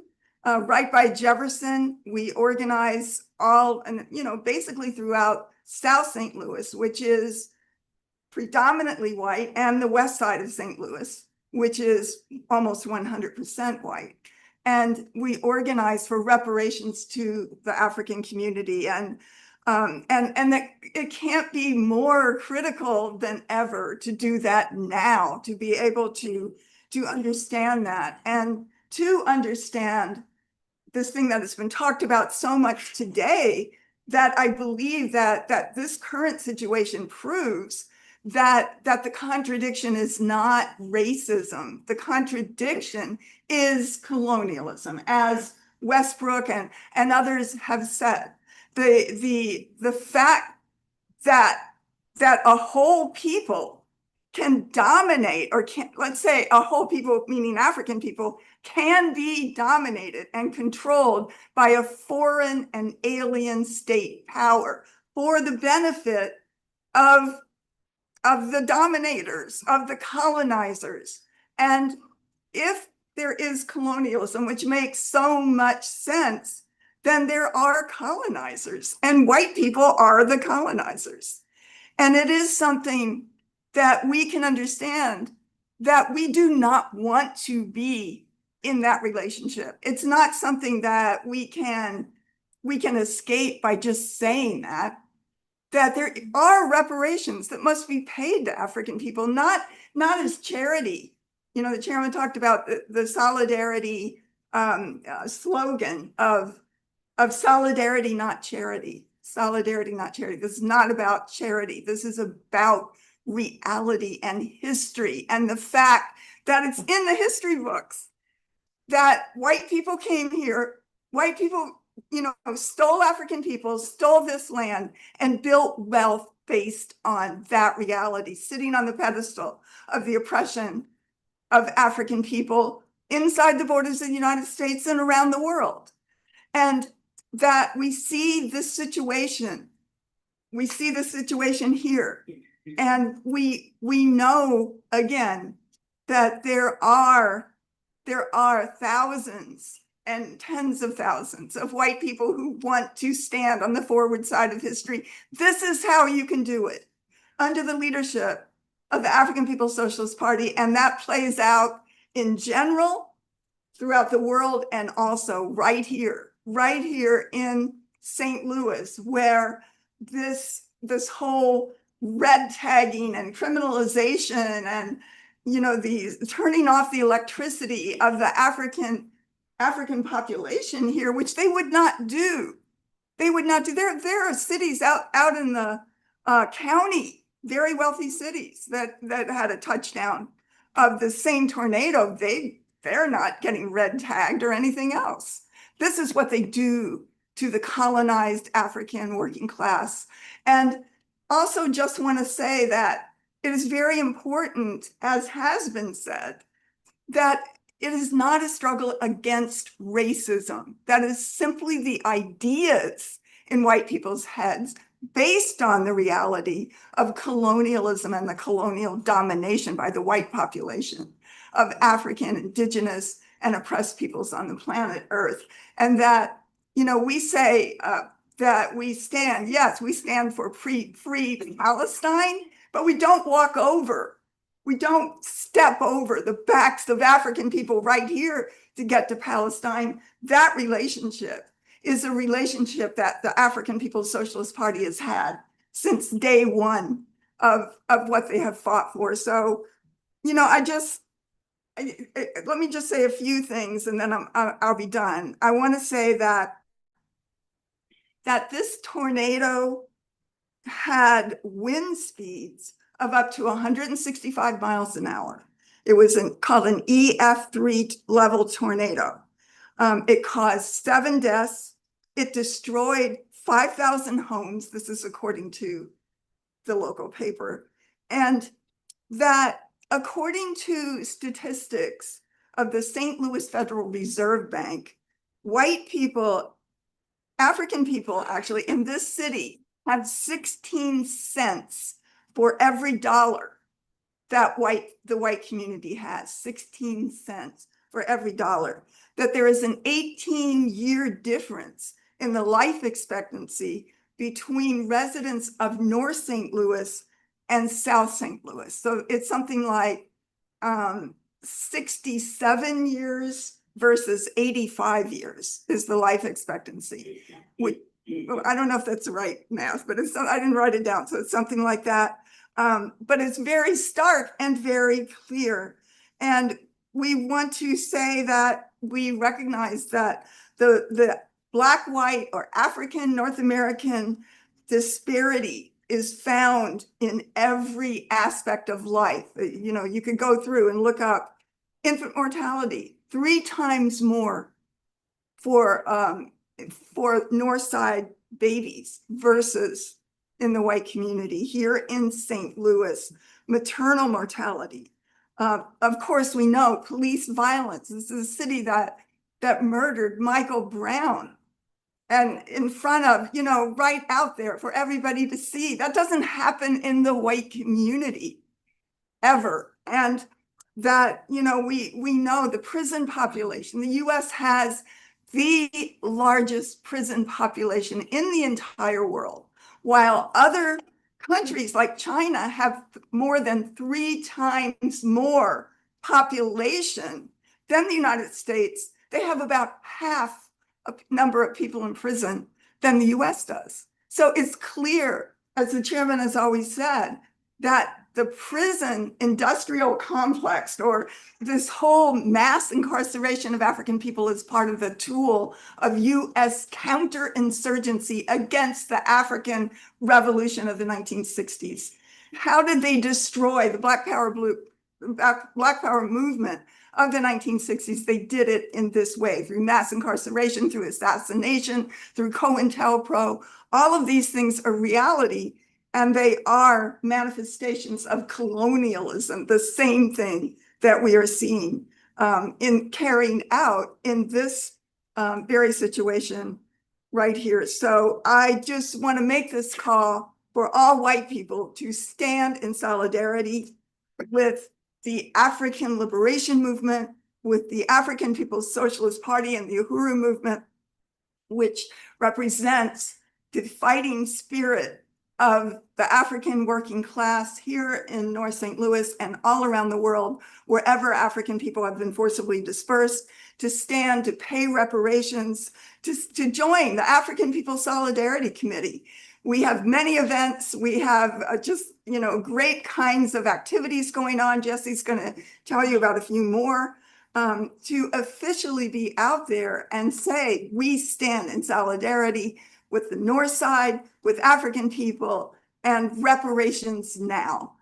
So I want to call on everybody to, from the white community, to go to blackpowerblueprint.org/Northside Disaster Fund.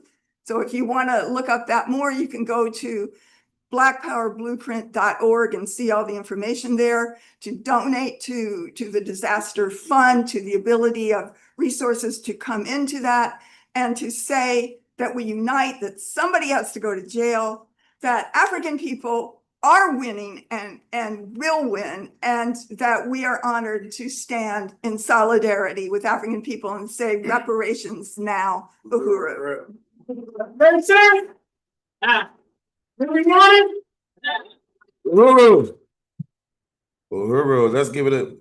She did her thing. I love them stats that she gave. Let's give it up one more time for that. And those real stats, you know, some of us tends not to believe us because they say we black folks, because they say we exaggerate. Some folks tend not to believe white folks because they say they whitewash. You know, but that statistics that she did, you know, there was no whitewash. You know, that's real statistics. Unfortunately, the statistics she was speaking about are for us the prison industrial complex, thank you, and the mass prison population that's happened, the mass prison population that was put upon our people. Why ain't no politician locked up? Why ain't no politician, Corey Spencer, or all this other cat female? Why the politicians ain't locked up for what they did to us? Huh? Or how about this? The biggest pusher man in this country is who? Uncle Sam, why they ain't locked up? You know this war on drugs. You know a lot of black folks in our communities was torn apart and locked up. But the biggest pusher man that supply the drugs to the community is still what free and benefiting the rewards of it. We know the heroin was pushed in our community by Uncle Sam, but we also know that crack was pushed in our community by Uncle Sam, not Rick Ross, even though Rick Ross went to jail for that shit. But last but not least, I want to also introduce our speaker, chair of the Uhuru Solidarity Movement, Jesse Neville. Uhuru.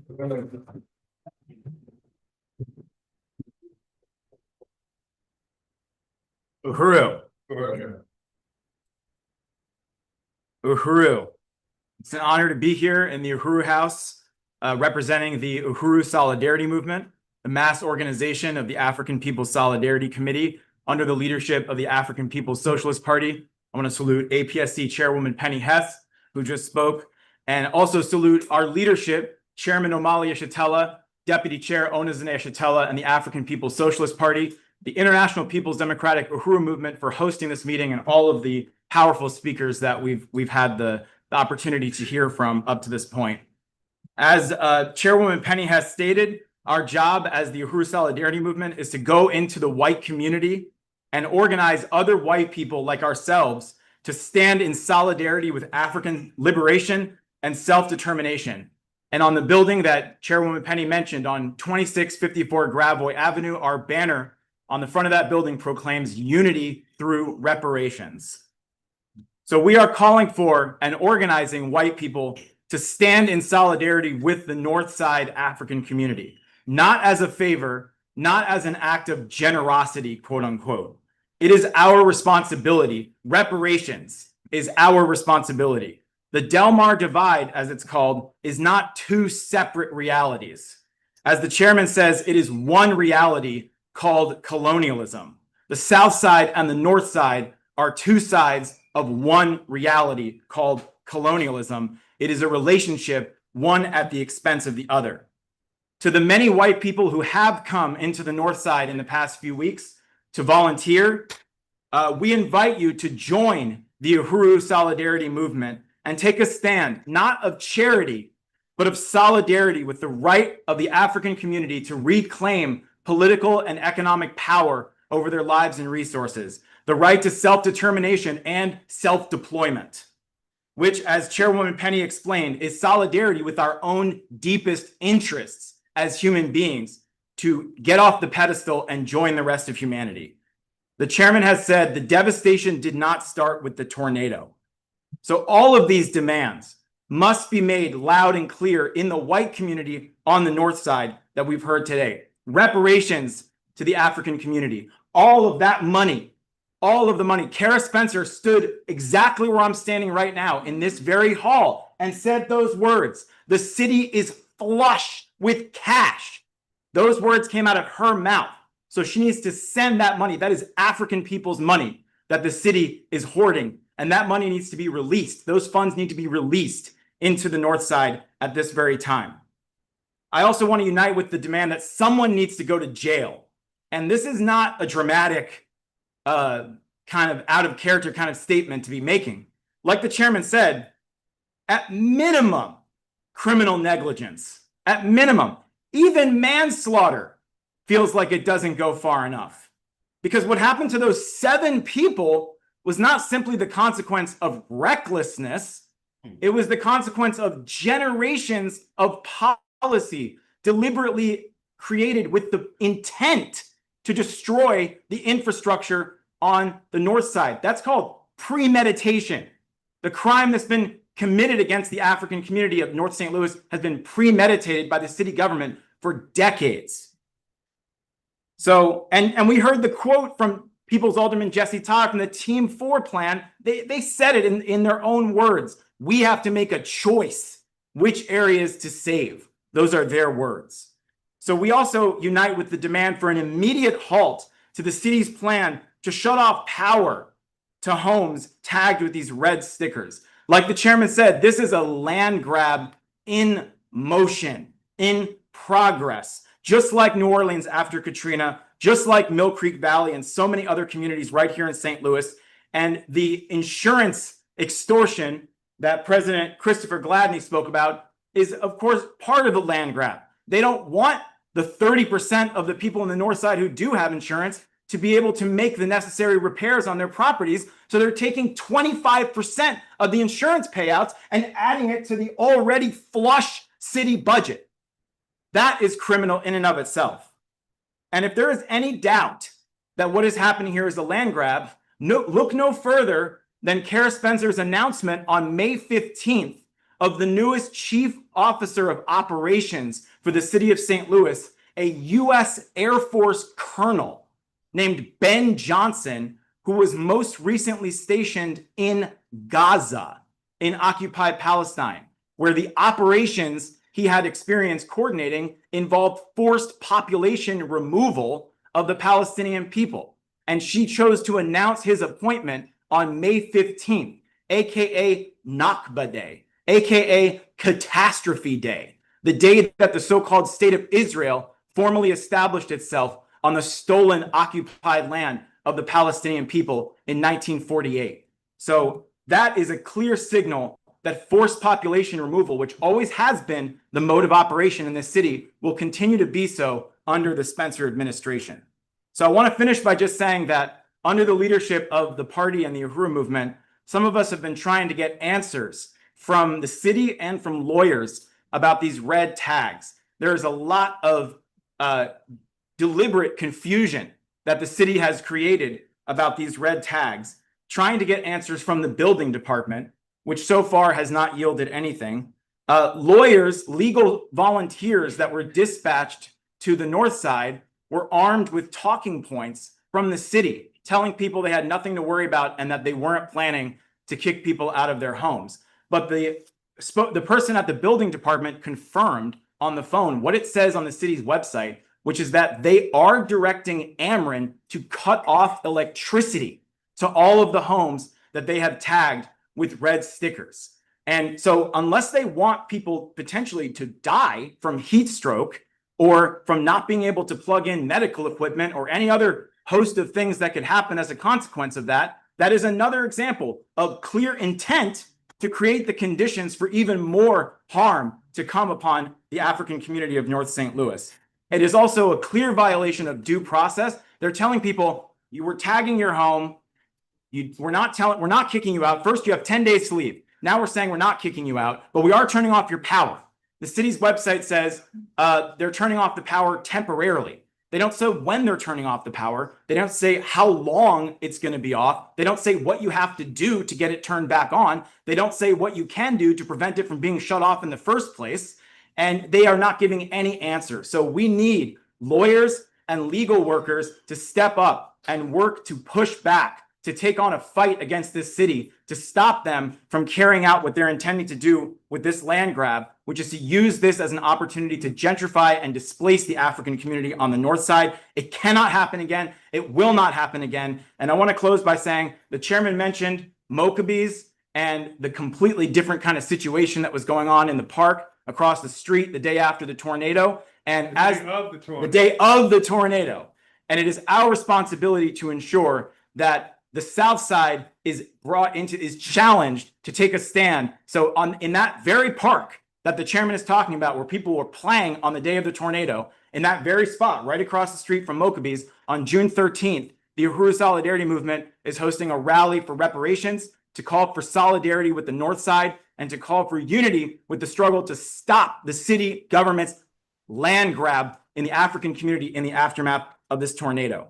And on July 6th through the 13th, we are hosting the Reparations Summer Project. We're calling on white people, especially, but everybody, but including white people who have skills as contractors, as roofers, as electricians, as plumbers, who want to volunteer in that kind of work, to come into St. Louis and turn over those resources and energy, not as charity, but as a stand of reparations towards repairing the damage of centuries of colonial attacks on this community that is being led by the African working class. So unity through reparations.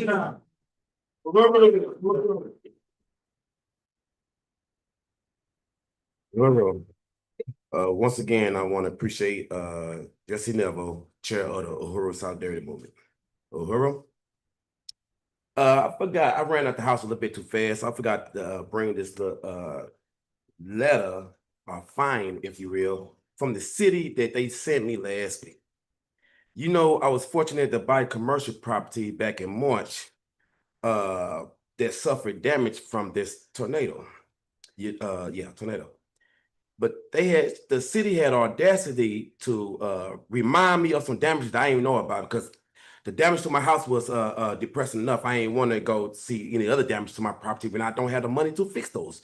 So I didn't even go check that property. But the city had audacity to remind me of some property that I didn't know of, some damages that I did not know about, when they sent a fine to my house saying that I had busted windows, had a down gutter and something else, and the damage is a little bit over, but the fine is a little bit over $400 if I don't fix it in a proper time. Are you serious? Are you serious?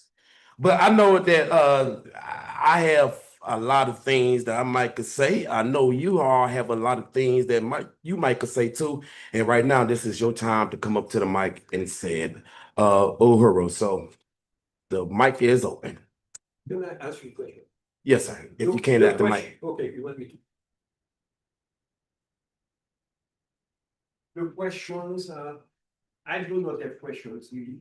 Okay, these are the comments, but I'm going to focus on the solution, okay, to the African American community in the north side, okay, or on the content of what we just said.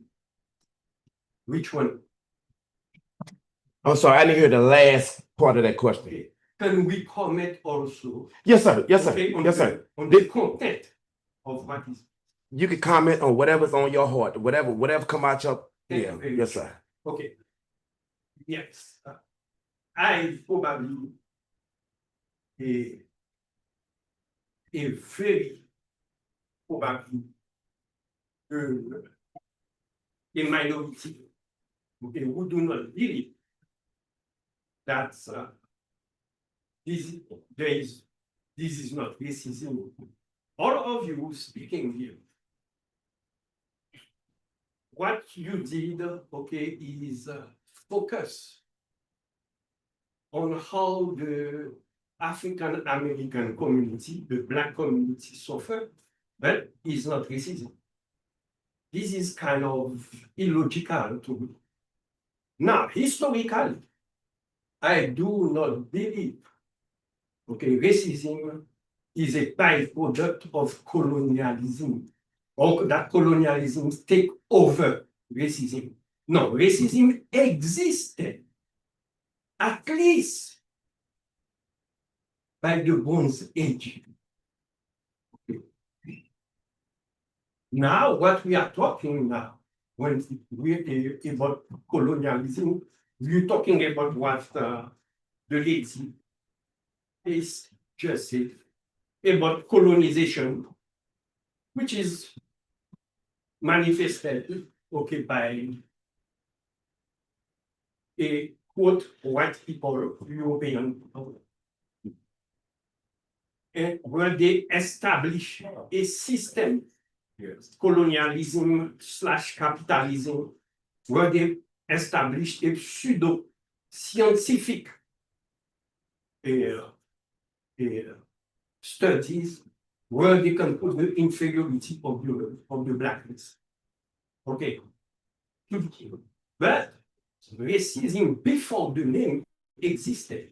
There was discrimination. Those discrimination was made, they were made, okay, by slaughtering a lot of Black people when a group of so-called white people called the Yamnaha by the scientists came from Asia. Okay, they spent some years, many thousands of years by the Lake Baikal, okay, and swooped down. And from Turkey, okay, to the Middle East, okay, They have slaughtered all the black population over there. Don't one cannot tell me, okay, you replace all those people, you slaughter them, most of them, and tell me there is no name for that. Yes, this is racism, but we thought. And if I can, because you addressed a lot of stuff. So let me address a couple of things, and if you can pick back up right there, Okay. if you might, if I can. One thing I would start by saying is that I wear a lot of titles. One of my titles is a general contractor, right?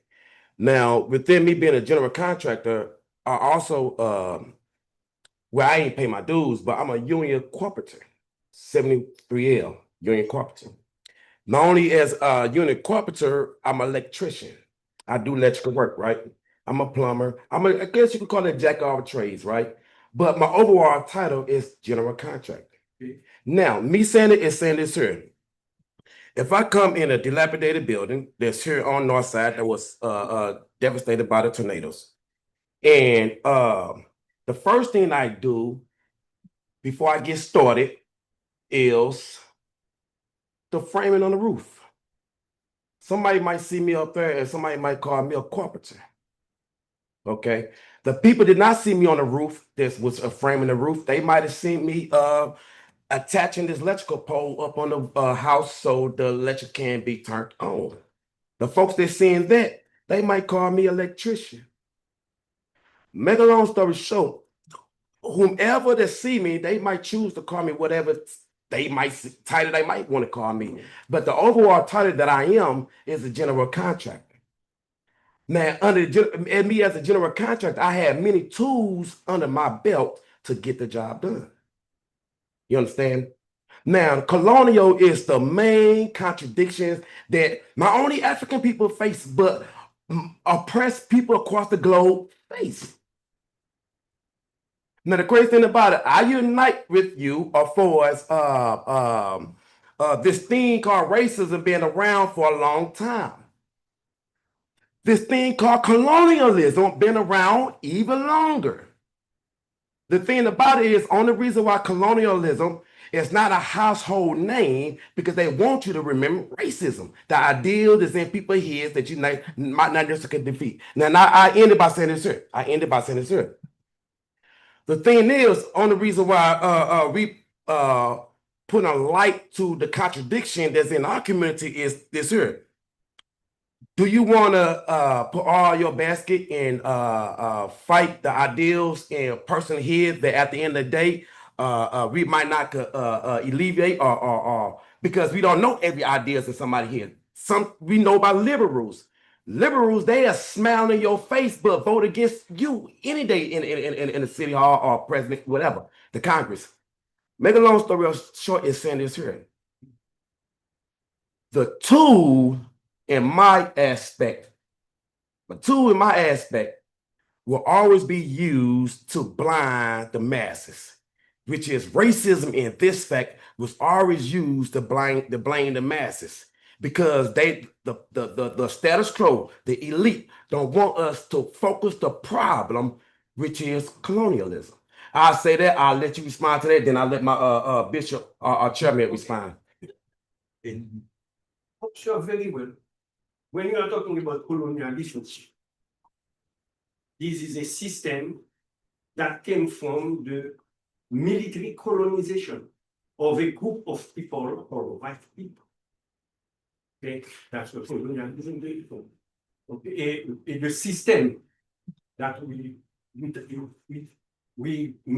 in as the colonialism predate white folks. White folks who give birth, okay, to racism was aggressive.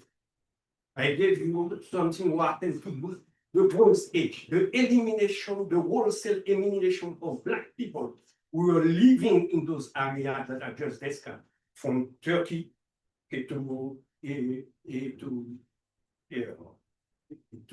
Middle East, to Egypt, everywhere. But also, when those people, or white people, take over Europe in the Bronze Age, the people they find, the hunter-gatherers who were all black people, okay, they slaughtered them, all of them, almost. Okay, so much that 35 to 37% of the DNA of the European, okay, are bequeathed to them by those people who did the slaughtering. So you have the whole slaughtering of the white people, but beside that, you have three beliefs who came in three forms of religion. Those religions, let me start with what we knew first, Judaism. Even though in the Bible didn't talk about the blackness of Ham and the people, but the people, okay, the Jewish, the people who are in the Jewish religion and Christians themselves, in their own beliefs, they made those people black, and they made those people be cursed by God.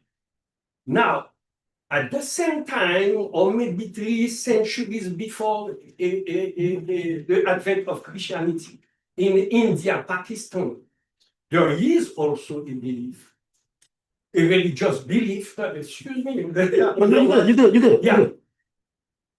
Called the codes of Manu. That's belief. That's a belief that the gods also make the black people, curse the black people, and they are at the bottom of the societal ladder. Okay, where they cannot even enter a neighborhood without having a little bell, because they were called the untouchables, things like that. Before that, also, we have what they call the rigs to that. In Europe, when the white people established themselves in Europe, Right. because they didn't come from Europe, they came from Northern Asia. Right. Okay. When they established themselves there, they also established in their system, okay, where black people, okay, during the third group that they have, okay, the black people are at the bottom of the ladder also. So, And not, I'm sorry. racism. But we gotta have open the floor. They call it racism, but Let the me, religion, yeah. the religion established it as a fact that all those people who were at the bottom of the ladder happen to be black people, and they were cursed by the gods. Okay, so Our objective here, really is to deal fundamentally with the outcome with this tornado. When we talk about colonialism, we're talking about a way of approaching every question. We are materialists. And what we understand is that the ideas are not what makes reality. It's reality that creates ideas. And if you have people who make their living or get their resources from stealing and taking from other people, they will have ideas, invent ideas that justify that. They will even create religions that justify that. So every instance that's been talked about now, where people have been slaughtered, they've been slaughtered for their land, they've been slaughtered for their resources and things, there's a material basis for it. And so upon that material basis, they want something that somebody's got. In every instance, going all the way back, I don't care how far back you go, there's not a normal basis for people to have this kind of conflict. Somebody wants something that somebody's got. You got a group of people that can identify themselves as a group. It's not like, and then they identify other people who have something that the group wants. They will create a philosophy, an idea, a basis for this group being collectively involved in taking something from somebody else that they want and ruling them and controlling them forever. So that's happened over a whole long period of time. So I'm not saying that you don't have people, I think, who don't like black people, who think black people are evil, et cetera. You can look at that, but I'm saying that the basis for that, the material basis for that, I mean, there is a material basis for it. There's nothing in the brain. There's nothing, no brain gene that would say, somebody wakes up and say, I don't like black people. It's that dead people got something that I want and that we have to live with, or we need, or we can't survive without it. And so as a group, and we can identify them. They look a certain way, et cetera. We look a certain way that's different from them. We can come up with a philosophy that justifies taking it from them. That's all I'm saying. So I know bad things have been done and continue to be done to African people all around the world, black people all around the world. In fact, even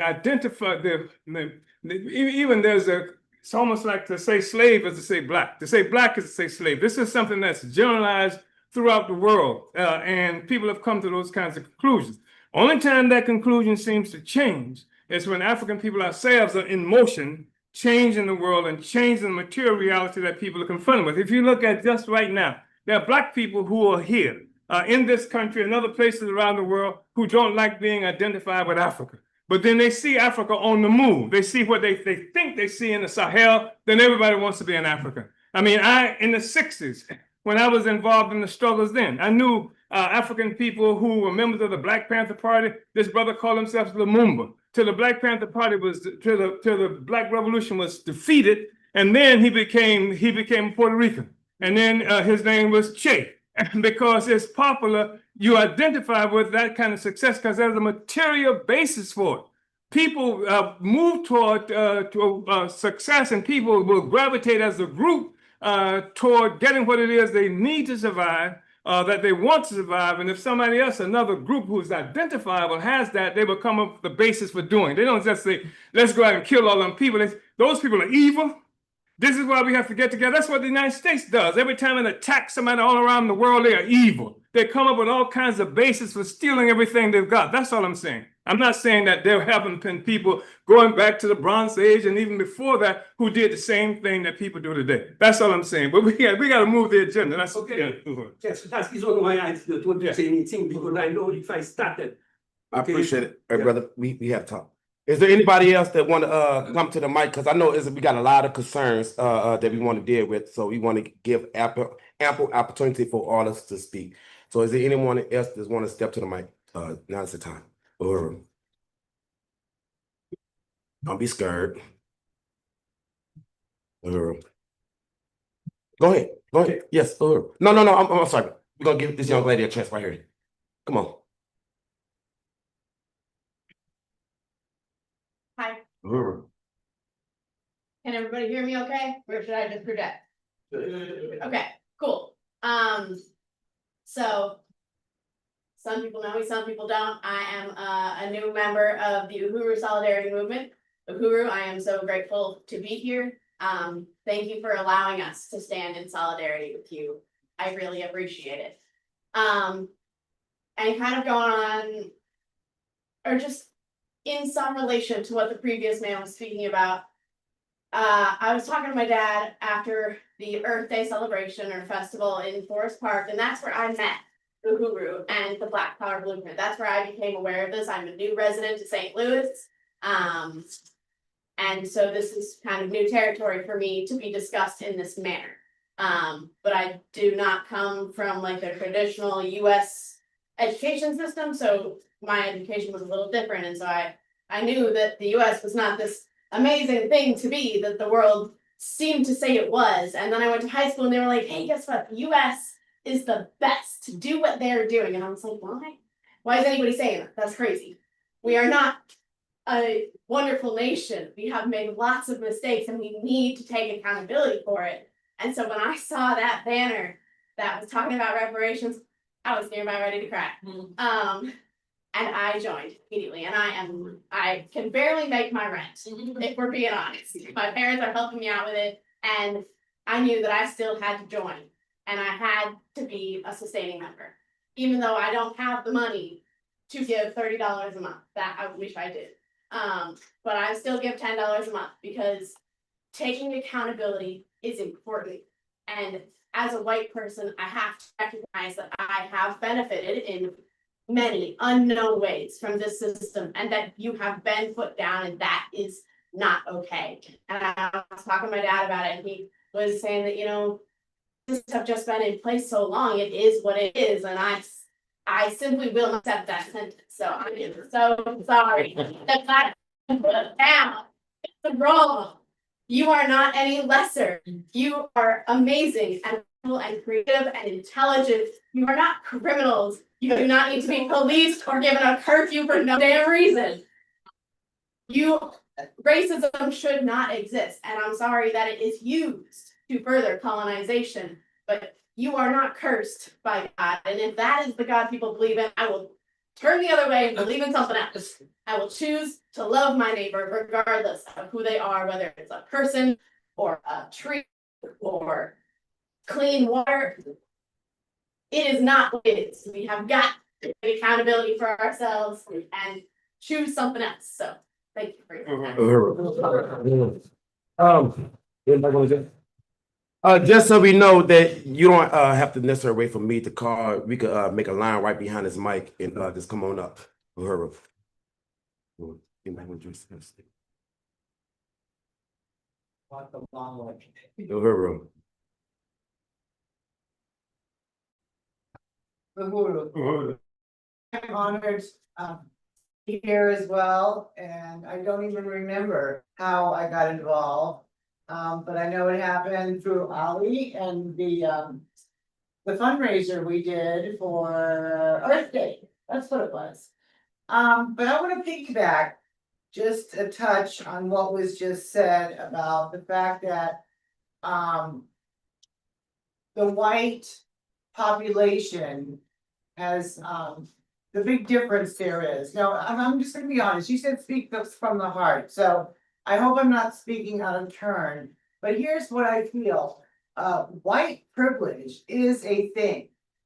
It's not something I'm proud of. I hate it. But it's not going away anytime soon. So what I want to do is put that white privilege to work so that we can become unified and recognize that it's there, and what can we do to use that to benefit coming together as a total community, black, white, green, whatever. I think it's important to my soul to be able to do that, because I don't like the term, but I know it's there. That's a reality. Thank you. Let me just say that I believe that the majority of people would rather not be separated from each other. I think there are a lot of reasons that that is the case. I believe that the reasons are systemic, and we can't wish that away. It's not good enough, as much as I appreciate what you are talking about, because you are like everybody, I think most people who wanted to get along. What was his name? Let us all just get along. What was it? Can't we all? You know, Rodney King wanted to get along. But the point is that there are things that make that difficult and sometimes impossible. Because my objective is not to get along. My objective is to get free. And in the process of doing that, we try to make relationships and allies of people who would join with us in the process to get free.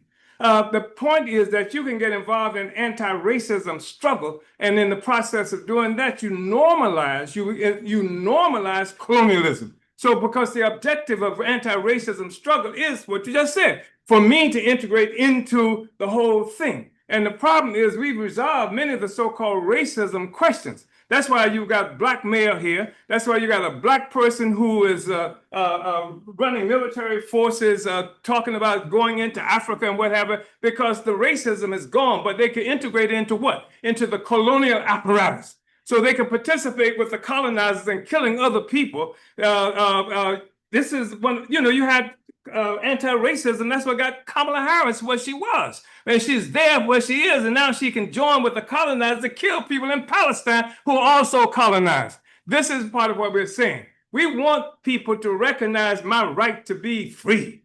I know not to be with you. That's a real powerful thing that you know, I believe that most of us have. It's complimentary to you for me to be with you. You know, I remember growing up, you know, the thing was that would you bring a black person to your house to dinner? I hope not, unless you got a black cook. But beyond that, the point is that our objective is not that. And you can't, the racism puts white people in the center in a certain way where the objective is somehow to get along. No, it's not to get, it's to get free. And if getting along with you prohibits me from hitting my enemy on the head with a brick, I can't, you press me, I pick up a brick and hit you, then you won't like me no more. And therefore I further racism or something to that extent. No, join with me in my need, my requirement to be a free human being. And it's got nothing to do with you like that. just you unite with my right to be free. And you are in a situation, you're right. There was a man named Cyril Briggs who headed an organization called African Blood Brotherhoods. This was during the time of Marcus Garvey. And Garvey was buying steamship lines and stuff, and because Cyril Briggs looked white, he was able to represent Garvey and go to different places and make the contracts. Solidarity folks can do the same thing. But to talk about white privilege, you're talking about colonialism.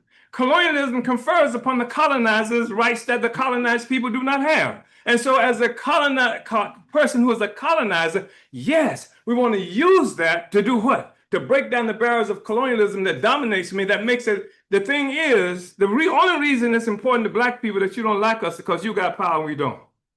If we had the damn power, it didn't make any difference. So let's not engage in struggles, that's designed to make us like white people or even each other that much. We can be, our humanity, I think, is going to be reflected in our ability to unite with people just because they're people, and no different from you in that regard, except there is a difference in our relationship to the system that is oppressive. And there is a Delmar divide.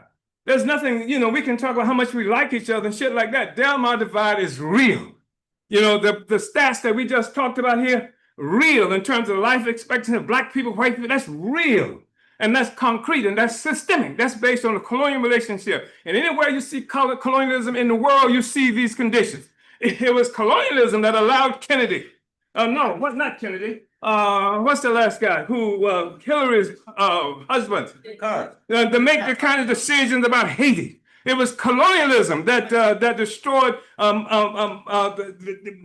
and placed this process in Haiti that contributed to the conditions that was there to kill so many black people there. It's colonialism that would send controls the United Nations and what have you, and then send troops into Haiti. And Haiti never had, what was the disease that killed so many people there? Never had it before. But you know what I love? Because this is the Haiti. Africans in Haiti carried the oppressed peoples on their shoulders for the longest period of time and still do. It's being punished now for fighting against colonialism. And that's what I think is so significant, fighting against colonialism. Because there were Africans in Haiti who did not want to fight against colonialism. And Jean-Jacques Dessalines may have died because of that. They didn't want to fight against, they wanted to still be a part of France. They want to be a part of France. And Dessalines and others said that we had to fight to totally liberate Haiti. And guess what Dessalines did after that? First of all, what the Haitians did, what the Africans did in Haiti, they didn't become new Africans. What did they do? They took a name. Where did the name come from? Haiti. Where did it come from? Yes, where did the name come from? From the native. From the indigenous people who were there. The indigenous people who were there, that's where the name Haiti comes from. That's Africans there. They're African. They said any Africans on the planet Earth, you get to Haiti, you'll be free. And they freedom, land, and then they made a law. This is what's interesting too, that brings us back to this question. They made a law that says no white person could own property, own land in Haiti. Then they said there are some Germans and some Polish and other people, we declare them to be black. Isn't that right? Declared them black because they were in support and solidarity with the struggle against what? Colonialism. And so this is how that articulated itself in the real world. And I've talked too much. Uhuru. Good evening, everybody. Good evening. So in the Caribbean, I am from Jamaica, by the way. I've just moved here a little bit over here. Coffee country. Yes. St. Anne's Bay? No, I'm from Clarendon. Okay, Clarendon. Yeah. And it is a thing in the Caribbean that to come to the US, you will be free and things will be great and you will have money. Everything is okay. But when I got here in St. Louis, and I started to look around the place, I knew that something was wrong. I could not pinpoint what was it, but I just knew something was just off. And when I came to the first meeting here a couple of months ago, I was invited by my sister in the pink. Yeah. Yes. And when I got to the first meeting here and I started to hear some things, I started to do some investigation and I knew what the problem was. and I see the problem. So if I've just been here 1 year and I can see the problem and I can almost pinpoint what is wrong, then I know that those who are here for years and years are seeing the same problem. So I have a thing that this is me. I love this. I love this. This is like home to me. I've been looking for something like this, not knowing where it was, but I finally found it. And the day that I needed it, I was at work. I'm a preschool teacher over by Iki Elementary. And our school was pretty bad because we had to transfer over to Lexington for the rest of the school year. And the kids were scared, and I didn't know that the damage was so bad. It was only a couple of days ago that I was driving through with a friend. Yes. And she saw everything, and I Yes. saw all those red Yeah. tags on the building. And she was explaining to me and telling me what was happening, why this is happening. And I'm saying, no, I have to start coming back to the meeting because I have to be a part of something that can put a stop to this. So I am here. And let me say, Jamaica is it. That is in our blood. Yes. Yes, we claim it is ours. This is what we do. I have when I'm in Jamaica, I'm part of all of these movements that for better black people. And trust me, thank you very much. Me can't believe. Thank you very much.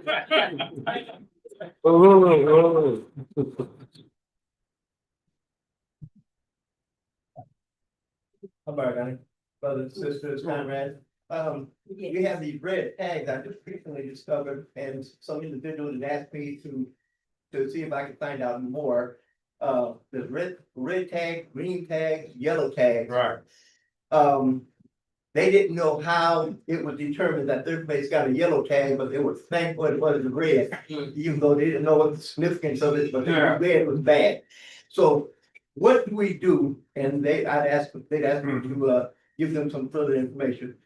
What can you do to get rid of the color? I guess that what specifically, what tasks need to go on, what we need to be doing as a community to make the necessary changes to get rid of this what appears to be a death knell on the property. Good question. Zaki, you wanna come up here? Yeah. I can say this, we need to make some demands of the city to up that money so that people can start to repair their homes. The thing is, also too, they're talking about trying to turn off the power. So if you're fixing your home right now and they decide to turn off the power, now you can't continue to fix. Now you got to find an alternative method to be able to fix your home, i.e. a generator or something.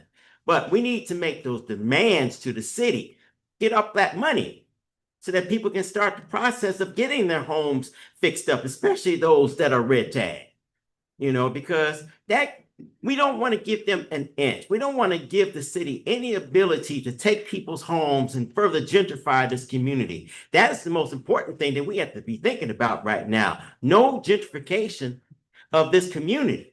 There's I think it's said like 30,000 Africans have been displaced out of St. Louis in like a 10-year period. That's unacceptable. How the city has treated this whole thing is totally unacceptable. So we got to get up in their face and say, get up off this money, $950 some odd million that you're sitting on. That ARPA fund right there, for an example, they've had it since 2020. Now it's supposed to be for COVID relief. For Black business in particular. Yes. Yeah. We need to get in their face. That's all I'm saying. But how do we respond? Like Brother Gregory, someone asked him a question. What was that, Gregory? What can we do, right? Right. To change this color? Is there anything, do we have an answer to that? That's, Any contractors. Well, that's a good question, and that's good. That could be one of the questions that we demand that the city answer, because you would think that putting a roof on your house would stop it. No, you would think somehow, some way stabilizing this building would stop it. But no, some still have this red tag, and some still had an order from the electric company to shut power. But one thing that we can do, I think somebody said it once upon a time. What do y'all tree hugging, be loving folks used to do? Then y'all used to train yourselves to these trees before the city come take it down. So that's one thing I would say at the minimum, stay at your property. Don't let them force you out. They can't bulldoze something that people is at. You know what I'm talking about? But make a long story short, what we not going to allow them to do is continue the same status quo. What But- we're not, That's good. go ahead. In a practical sense, it seems to me that we might consider some kind of what do you call it? Phone tree? What do you call it? Call-in campaign. No, I'm not talking about a campaign. I'm talking about. Say it again? Phone banking? Yeah, phone banking. We might consider phone bank. If somebody's property, if somebody's been red tagged and there's a likelihood that somebody's coming to do something to the property, that we can hit a phone bank and we can get scores of people out there to be with people, for that. I think if once you get that kind of movement happening in the community, it alerts the city that they can't do it in the same old way practically, even as we move toward some of the more medium and long-term solutions that the people can be notified. We get a phone bank, we can call people, and everybody can go, hey, they're here now. They're trying to do this to my house. They're trying to kick me out of my house. Then everybody go over to that house and then and represent a problem for them to do that. Yeah, that's part of what we can do, I think. Let me get it. Where do we sign up? Right on. Ready to sign. I like that. Say that again. Where do we sign up? Right on. See there? The fight against racism will help you sometimes. I believe another response that can be put forward is that we have to identify those older persons or wards that have all of these red tags and begin at the same time identifying in the community all of the red tag housing. I mean, that's a survey that we have to conduct.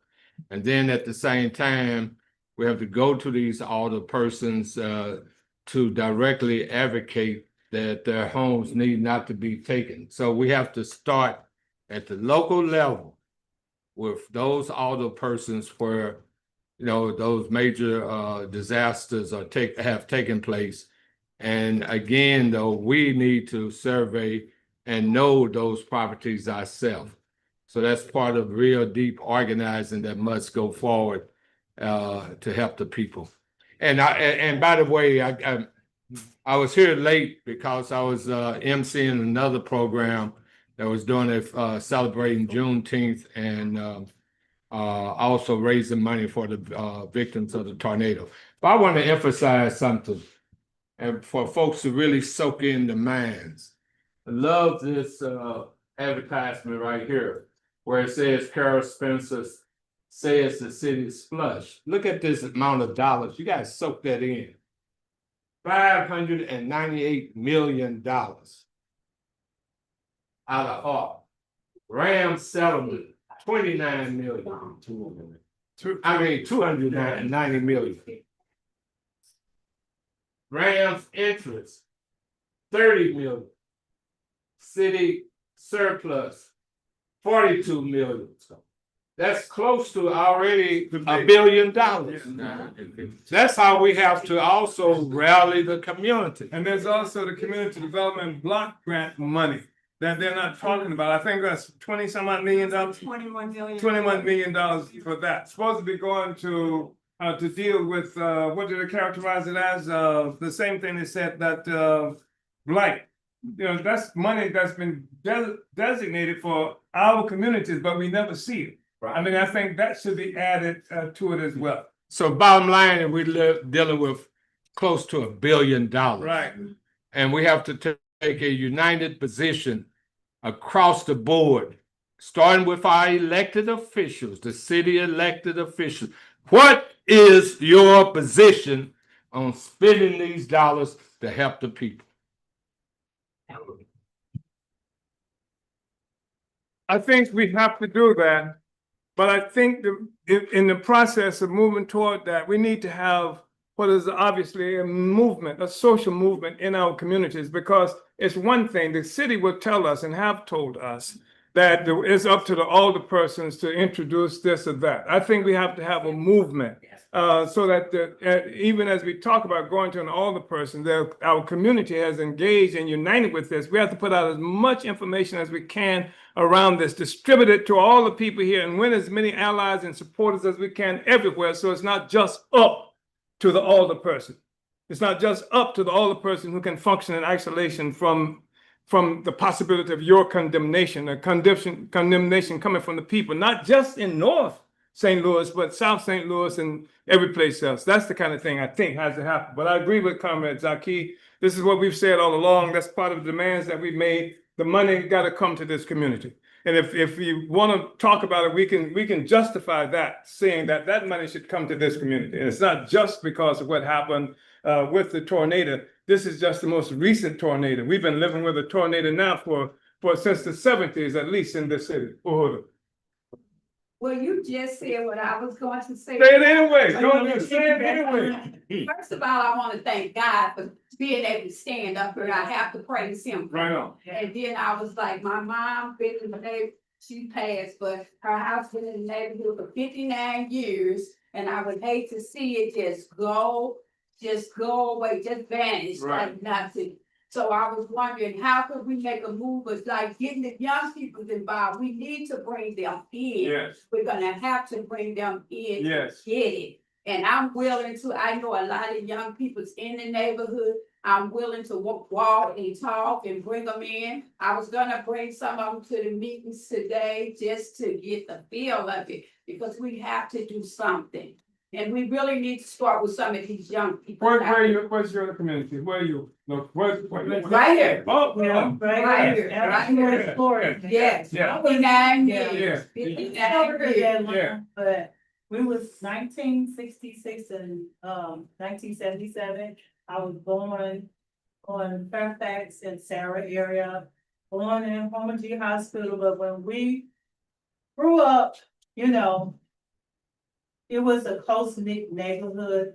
We had a dentist, couple doors over, doctors and everything. As Black people started moving in, white people started moving out. And I mean, we would walk to school, we would see the nuns and speak to them.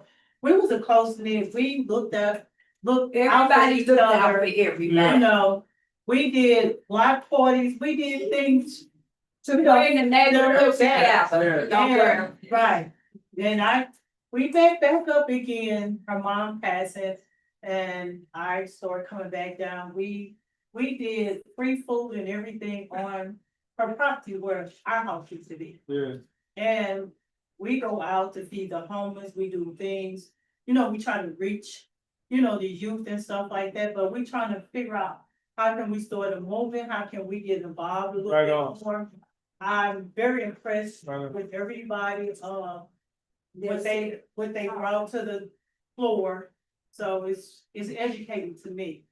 But I really want to make the movement on the young people, because I know so many of them, and they trust in me. So if it's anything, I can just move them and try to get them to see that, you know, what they're doing is not okay. I think that's right on, because the day it happened, you know, I'm on Redbud, and you know, I'm down there with some of the same, and some of these Africans act like they're afraid of our youth, our young people. Right. And it's problematic to me, because when you desert the young people, then they look to other leadership. Right. But this is for the first time, you know, that we've seen in a very long time, that our young people could not see others fighting for them, Right. fighting for the future.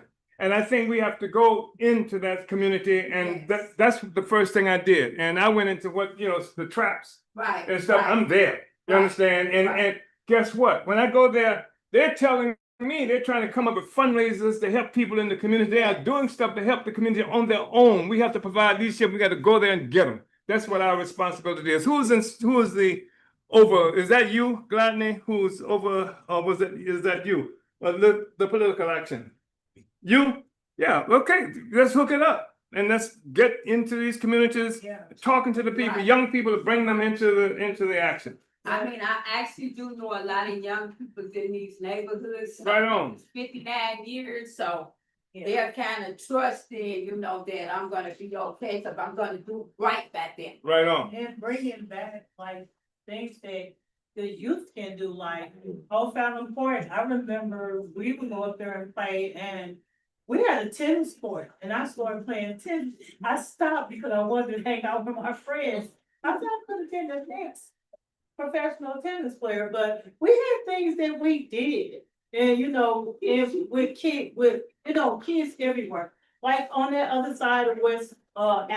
Yeah. It was division in a sense, like, oh, that side was better than our side, and but we went into the neighborhood, why y'all over here? And we said we can walk where we wanna walk, you know, and we was meeting new people, you know, new kids, you know, get new ideas. Me and her did snow cone, we did Everything that I could do. Okay, there it is, Westbrook. There it is. There it is. Yeah. bring events back, you know, for the youth, Yes. you know, and that's what we need. And we don't wanna just stop what they were doing fundraisers or giving out stuff. We just don't wanna Yeah. stop right now. Like when it's done, Right or on. when it's done, so let's just stop now. Right on. No, we need to keep going. And just like I was a victim, I lived in Old Ferguson, Mike Brown.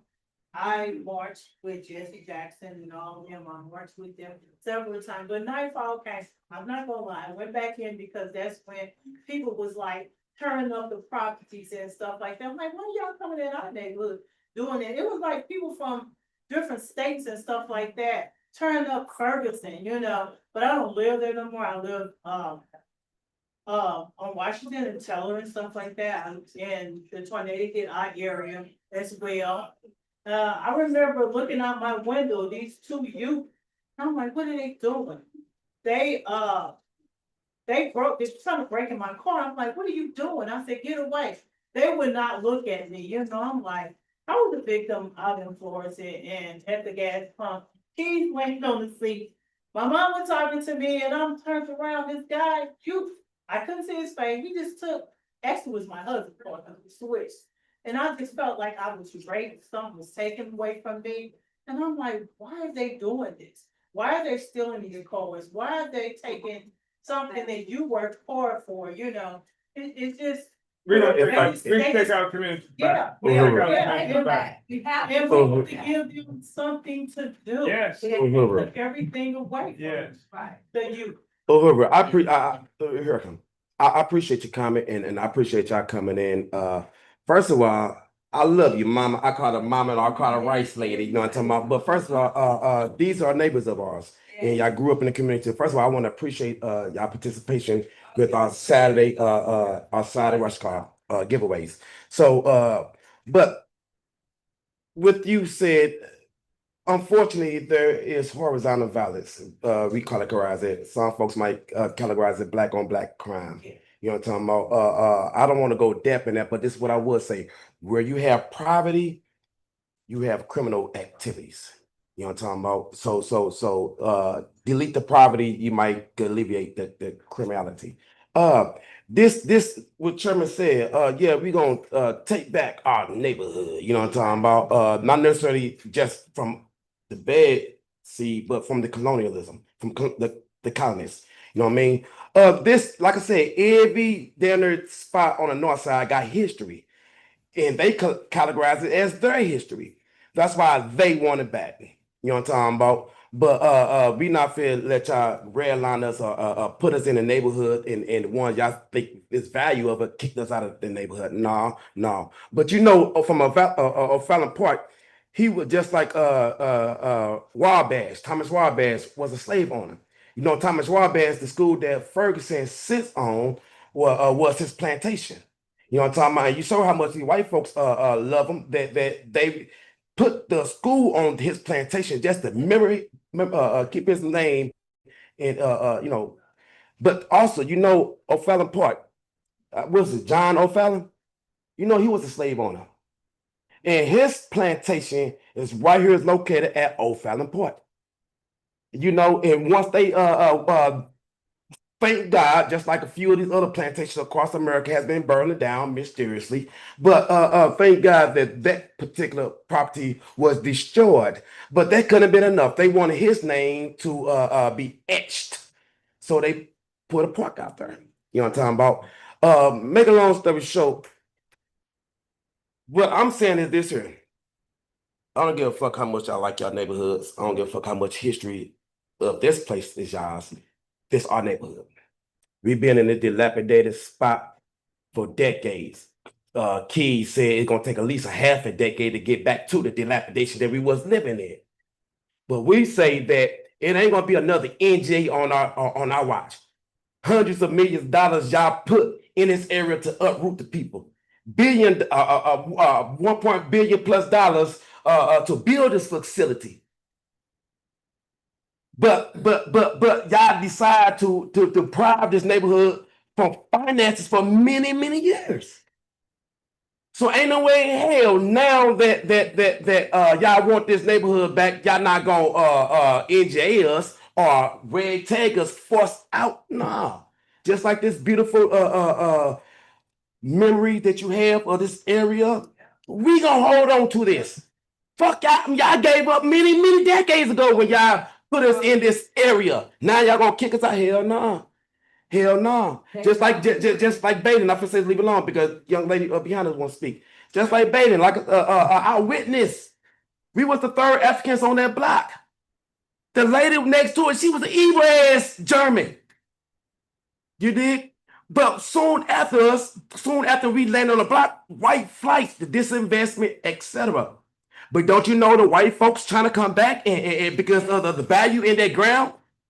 And some of us is letting them say, you know what, the black on black crime or horizontal violence, I'm getting tired of it, so let me run out to North County.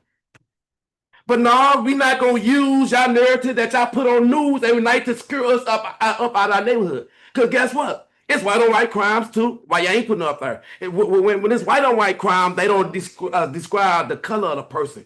But make a long story short, you absolutely right. Sometimes, unfortunately, is horizontal violence, but we can look out this window and see our own kind harming us. But guess what? White folks been harming us way longer than that. And we ain't too quick to swing on them or do something to them as if we are our own people. So our people, we just need political education. Our people just need finances and our distributing our neighborhood to uproot to the poverty. But most of all, our people need you and people like me to make this hood what? A neighborhood. Uhuru. My mama made it once, if I come out, kid. What you said? My mama definitely made one. Everybody knew Miss Perkins because she stood on hers and she did not move with nobody. She was not scared of nobody that walked in the neighborhood. Yeah, I just want to say real quick also too. The reason why Nina was formed in the first place is because we aren't trying to be the run-of-the-mill neighborhood associations. We want to be able to work with all different neighborhoods on the north side so that College Hill doesn't benefit more so than O'Fallon or more so than Fairground. We want all the neighborhoods to be able to benefit. And as far as, reaching out for the young people, one of the things we need to do more of is outreach. We need to bring organization to the people, to the young people. We need to be able to get information that we have out to the people. So that's one thing that we can do. And if you want to know more or talk to me directly, you can go to info@ninastl.org, or you can call 314-246-0311 and talk to me directly. And we can come up with a plan so that we can reach those young people. We can give them some outreach. Is one thing that they can do. They can help go and drop information at everybody's door and things like that. But we definitely want to bring our young people into organization. Organization is the key to solving the problems that we face. Let me also say on the question of youth. I'm so proud of how the youth, many on the positive side, has responded to the disaster. Yes. And in particular for our organization, it was a group of young people at the corner of Newstead and Ashland. And you have to go in that area, you'll see complete devastation. That they, from what I understood, the night of the tornado, start clearing out the neighborhood, cutting down the trees and get them out of the way. And they establish a point of feeding the people right on spot. So our organization has been funneling food there. And I encourage everyone, because they get their food to cook it on site. And I've been there, people be coming through, getting fed, but they do need supplies. That's at the corner of Newstead and Ashland. I just wanted to emphasize, just go by there and holler at them for the work they're doing. Almost from 8 in the morning to 9 in the morning to late that evening. So let's just give it up for them. Uhuru. Let's give it up for them. Matter of fact, we was just out there yesterday doing drops off there. Uhuru. No, sir, we didn't necessarily see them, but I was saying we was set up. Uhuru was set up. InPDUM was set up yesterday, and we was out there pretty late doing drops in the neighborhood. Uhuru. I loving your shirt, War on Injustice. Uhuru, turn around, let the beautiful people see your shirt. Uhuru. Y'all ain't know we was having a fashion show today, did ya? Uhuru. That's your shirt. I'm a part of Presbyterian Church, and we went to Alabama. Part of our reparations discussion with white churches within our Presbyterian. First part of Montgomery, and we visited Attorney Brian Stevenson's museum, the legacy. Back, and so he has these shirts of $5, y'all. It's definitely worth the visit just to see the museum that he has. So I have a lot to say. And the young lady behind me has a lot to say too. So I was like, you want to know that? No, you're good. So basically, trying to get my thoughts together. So I'm gonna read off my notes. When the tornado happened the day of, I had to go help somebody get out because there was no electricity. Took me 3 hours to get there. Yeah. On my way there, my mom just told me yesterday that she had been praying. At least I read the text, because I had so much on my mind with this. I was infuriated that I couldn't read any text last week. So I just read it yesterday how she was praying for me on my way there. And 5 minutes before I got to the house where I had to walk there because everything was blocked. So 5 minutes before I got there, she said that a huge tree fell down at the entrance of where I would have been standing. Wow. So she hadn't prayed, I probably would be a casualty or in person. But thank God for the power. But I'm stopping and talking. I'm like, Angie, it's 7 o'clock in the evening.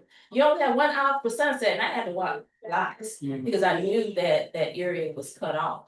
As far as I was told. And so I walked blocks, and I'm talking to people because every block there's a street, there's a tree limbs or a big tree trunk in the middle of the street. So I'm walking on people's yards just to get to where I needed to go. And I'm like, yeah, I was in Joplin and bad. The streets cleared in a week. So I'm just, telling people, talking to people and firefighters and things like that as I'm going. So that helped slow down and helped me from being another captain. And so I was able to get there and got a ride back to my car to drive there. Roads are blocked off by the police, highway patrol, and one highway patrolman was nice enough to let me in. I felt bad because as soon as he let me in, all left signals kept clicked on. He's like, I know I'm probably gonna get yelled at by my supervisor who's standing here and let us in. And so I'm standing there and so he let us in, but before that I got lost. And I drive up this road and me being a crazy person I am, and I try to back up and I hear somebody yell, and I'm like, what the yell for? Roll down my window and so ask the guy to help me to back up.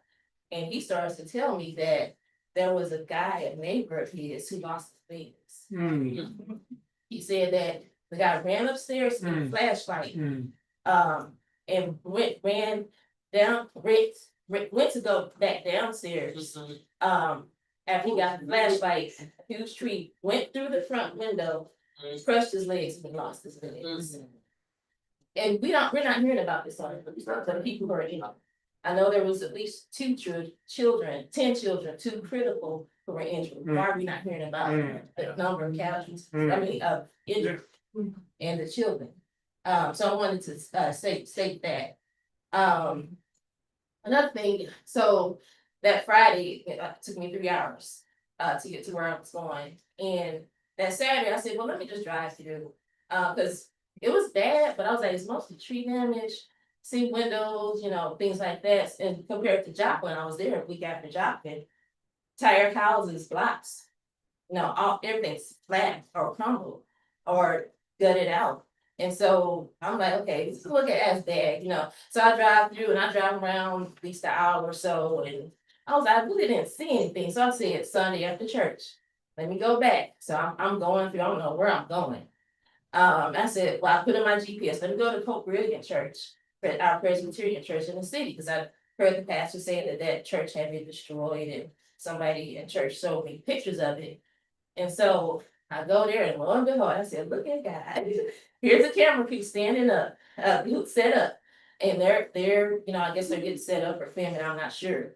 And I park my car and I walk around the corner and there's an older lady, sharing tires. I said, look at God. Look, I can call and sell out. I'm just like, but just certain things I kept picking up on. I was like, you know what? I need to say something to her. The way that she was hugging on the mayor. Yeah. And after this, so I said, Yeah. so I waited, acting like I was taking pictures. I really wasn't interested in taking pictures. I wanted to talk to her. But I didn't want them to be, scared that I'm still standing around waiting for her to talk to her. So I talked to her and I'm like, we have a conversation. Her husband told me, oh, they're looking into reinvesting in homes that can be renovated, to put people in there possibly. And so I talked to her at last minute as she's getting a partner. So this thing about the mayor, I approached her with that. And so she said, oh, people don't like her because she's white. And I'm like, no, because you've had white mayors. That's not the issue. Yeah. I think the issue is maybe her stance, which Yeah. that's Yeah. to be determined, right? And so we started talking about the CEO director. Of course, she's 100% blamed as well for what happened because she was not where she should have been. With this fire button issue, there's two buttons. Why is the media pushing the fire button not working? Right. There's two buttons. And it was working the day before, as you said, Right. the morning of. And so, I'm talking to her, and saying, oh yeah, she was advocating for it, but still that day she did not, and because there's news reports of her previous years of advocating for the siren system and funding for that department, but there was nothing done to address it. And so she basically started to blame Jones. Oh, I was the only Black alderman that stood for Jones when she was treasurer. And I stood for her until this past election. And I think she was just using that as a symbol to show Jones that, oh, I'm not for you anymore. Yeah. And she didn't want Jones' campaign to try, or a team to come after the new mayor. And so I said, she gave me her card, I'll email her later. I'm not really interested. There's really nothing nice for me to say. Yeah. Because they're all involved. Yeah. Alderman, Yeah. Harold Spencer knew about Yeah. the situation. Everyone knew about the situation. And the issue is to this day, if the Northern tornado probably doesn't come, Right. but conditions of it could be a straight line wind. Right. You got unstable buildings. So brilliant. You have a stack of blocks. I can see it cracking from the building, and firefighters have not been out there and blocked the sidewalks from a little kid or whoever who's not paying attention from being hurt. Additionally, so there's more issues that need to be addressed. And so I mean, it's a lot of things. Let me just stay focused. Sorry. So the dangerous buildings, and then it's tornado season, so we have to. Mayor's not doing it. She's still being negligent. She's not addressing what happens when there's another storm that comes through. How are we going to inform the people about when you said, yesterday, that the tornado sirens were still down, and other issues aren't there. So there's still a lot of things that she's neglecting. Some of the previous work that I've done. That I mentioned two tie-ins was the Federal Reserve. As far as FEMA, they can't get involved. The Federal Reserve, there's a code, US code, where they can get involved. And I did advocacy work with the Federal Reserve. since 2014 until 2019, spoke with one of the directors in DC while I was in Wyoming about the Federal Reserve putting money directly into the city. And she, gave me a code that Congress can pass money to have Federal Reserve put money directly into the city. So that's another option is FEMA and this president doesn't come through. So that's another thing that's available. And as was mentioned earlier about mental health decline because of the economic distress. That's one of the things I spoke with the Federal Reserve about and other people. Unfortunately, my job at the time, Community Action Agency, who came after me because they didn't want me to hold the Federal Reserve accountable to their Full Employment Act, which which is what the advocacy work that I did with the organization based out of New York and other organizations around the country. And so the United Way and Community Action Agency in St. Louis County, they started to, just come after me and started to try to basically mock the work that I was doing to address how economic distress can affect mental health. Specifically, a study I did at Washington University was on unemployed African American mothers and their children. And so that's another thing you were talking about as far as crime, why are the kids doing it? It's a trickle down effect because of the economic distress and other factors that results from that. So of course, as mentioned, we need to galvanize Blacks. I work in the legal field, so I know we have a lot of loss of Black people, unfortunately. That I wish I could say, hey, let's do this, let's do that. Alderman Tides is a real estate attorney, so she knows, and so there's a lot of things that we can do, but we have to come together. Go to God. This last thing I'll say, Deuteronomy 28, you fit that scripture perfectly. We have to go to God and cry out to him, lament to him for the change that's needed. So Uhuru. And I love it that you ended with scripture, but I'm a scripture loving guy myself. So since you want to end it with scripture, let me end it with what folks used to say. Faith without works are what? Dead. So after we pray and cry out, we still got to put our boots on and get to work. Exactly. Uhuru. Uhuru. Yes, the mindful short people of America represent. Lazy Mio, I'm new and I'm loving the energy and just everything that's so positive. I realized one thing that is when I get in spaces that are Black, and again, when I say Black, I mean Black centered. Sure. I don't want to suck up the oxygen. I get kind of selfish.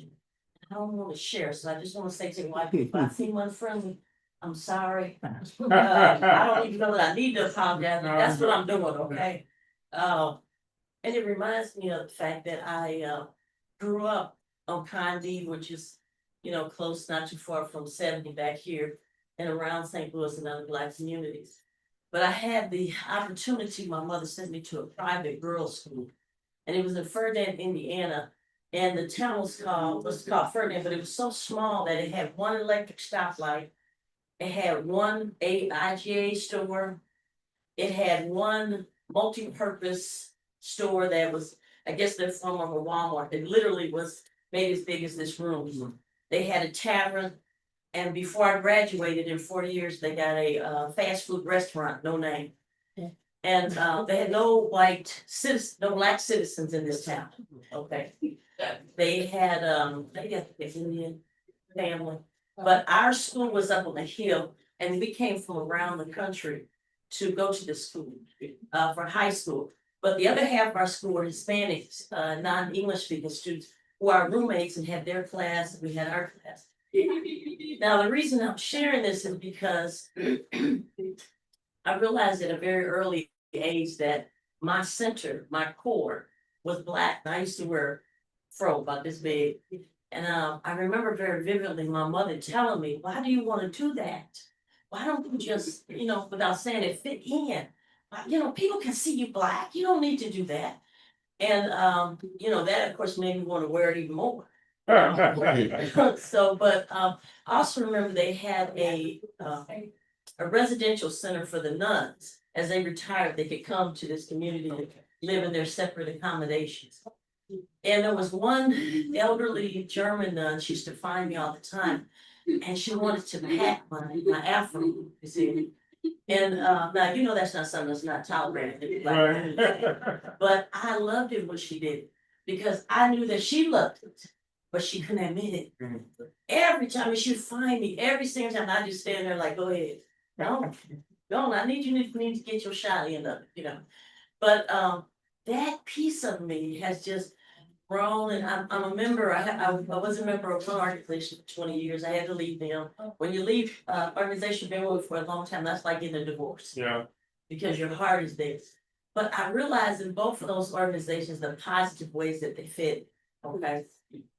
I also realized when I was in that school that I certainly kept the character, not just of being black, but ingratiating that. And I remember very vividly, and not knowing how you can offend other groups of people by just being yourself. My history teacher, she was teaching us, and then she got on the section where she talked about Jim Crow in the history book. And when she asked me about it, I said, "Oh, that's the new form of slavery." And she was like, "Oh my God, did you just say that?" You know, but when you have those kind of offenses that offense or egregious to your spirit, that's just exactly what they are, no matter what environment they are. And I mentioned before that I'm a nurse, and I get in trouble a lot. I don't know what the lady that was saying, because a lot of times I don't tolerate any piece of it. You know what I'm saying? I'll call somebody family in the middle of the night and say, "Hey, I've done all I can to get your family members some meds, but let me tell you what you can do." You know, or I call when I worked in labor and delivery, speaking of the doula program, and I say, "You know, your baby, they're ready to stick a needle in their stomach doing amniocentesis. I think you need to get up here now." And the mother's 30 and the child's 15. They need somebody to connect that. You don't worry about who had the baby when and who's, you know, any of those kinds of. She got a 2-year-old at home, but right now she need to be a mama, but it's 15-year-old. So I'm still studying the organization to find out, you know, what's gonna be the best fit for me. I'm also going through my divorce, I told you, of my other organization, which I dearly love, but I realized that that was the end of it for me. But anyway, I'm so thankful and just grateful for the energy that's here, because y'all feel like y'all alive. You know what I'm saying? I mean, professional, yeah, I love the building, I love all that you got on the move. I came in one day, the building was almost stacked to the ceiling with resources. Westbrook running around here looking like even a room. And stay all chairs here, you know, y'all doing the action part. There is no movement without action. There's no movement without action. So anyway, I just want to say thank you for the work that you've done before I get here. I want to contribute in whatever way I can. I got to find me a job, raise money in. So in between that, but I'm just taking it off. Thank you, Sister. Yeah.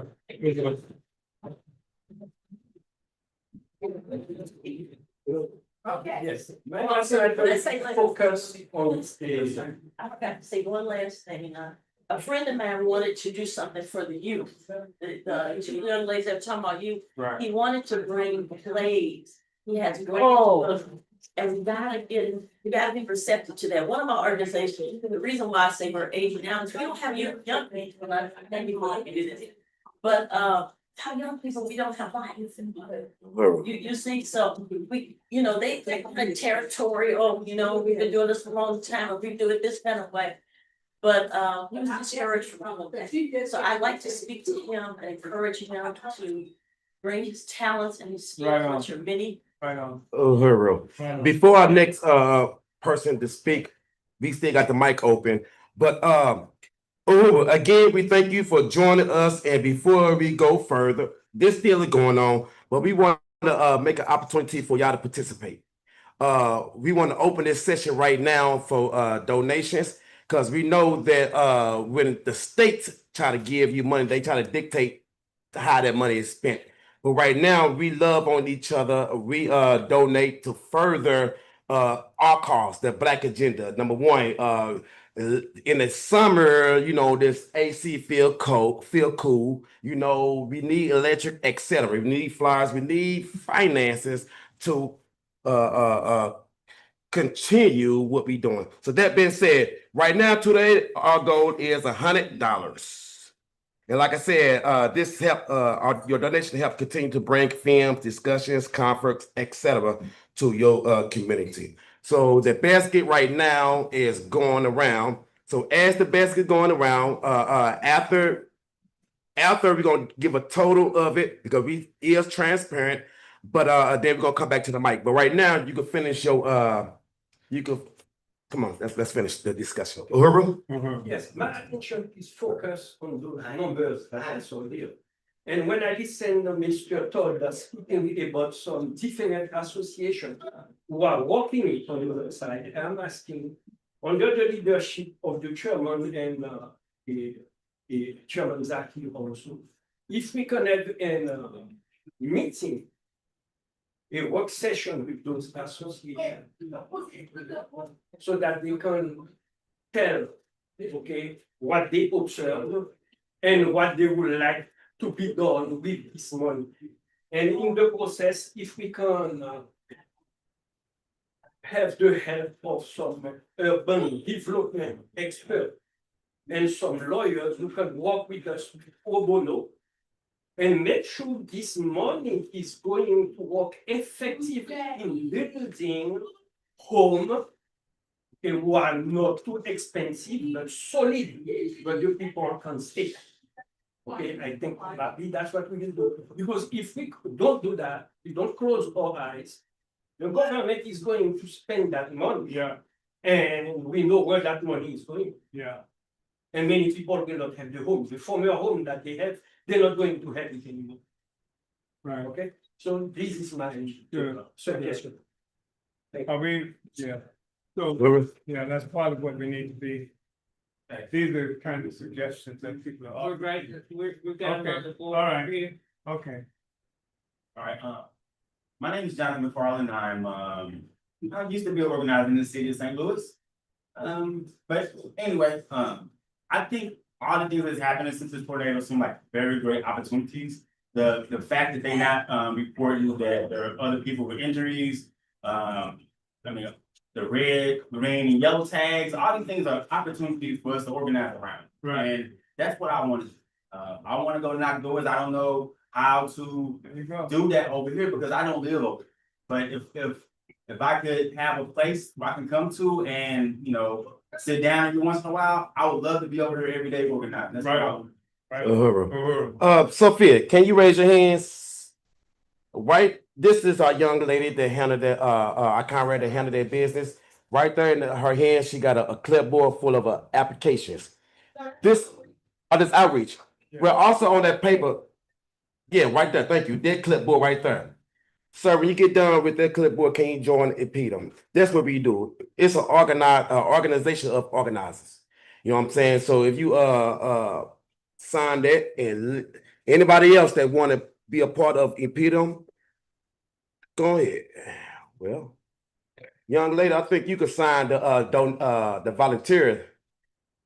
Okay, they're getting her together. They get Yeah, she was US down. Uhuru. Thank you. So, first of all, I want to appreciate the discussion. We had a dynamic discussion. Some of our concerns is written on the board by Jesse. Yeah, he gonna do the translation later on. But once again, I want to appreciate the discussion. And we also want you to let you know that you too can be part of this movement. The democratic rights that Black people fought for is under attack. Reparations and freedom of speech.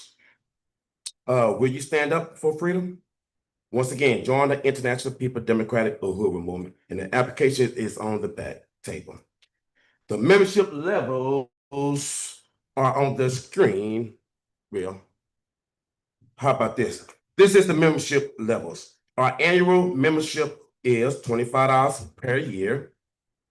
If you are watching this from behind enemy lines or know someone that can be a member too, that George Jackson level is at $5 per person.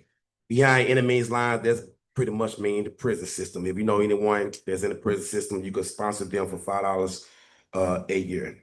If you are not employed or if you are a student, the annual membership is $10. Uhuru, that sounds reasonable. We spend more of that just on entertainment by ourselves. So why not spend that for the liberation of our people?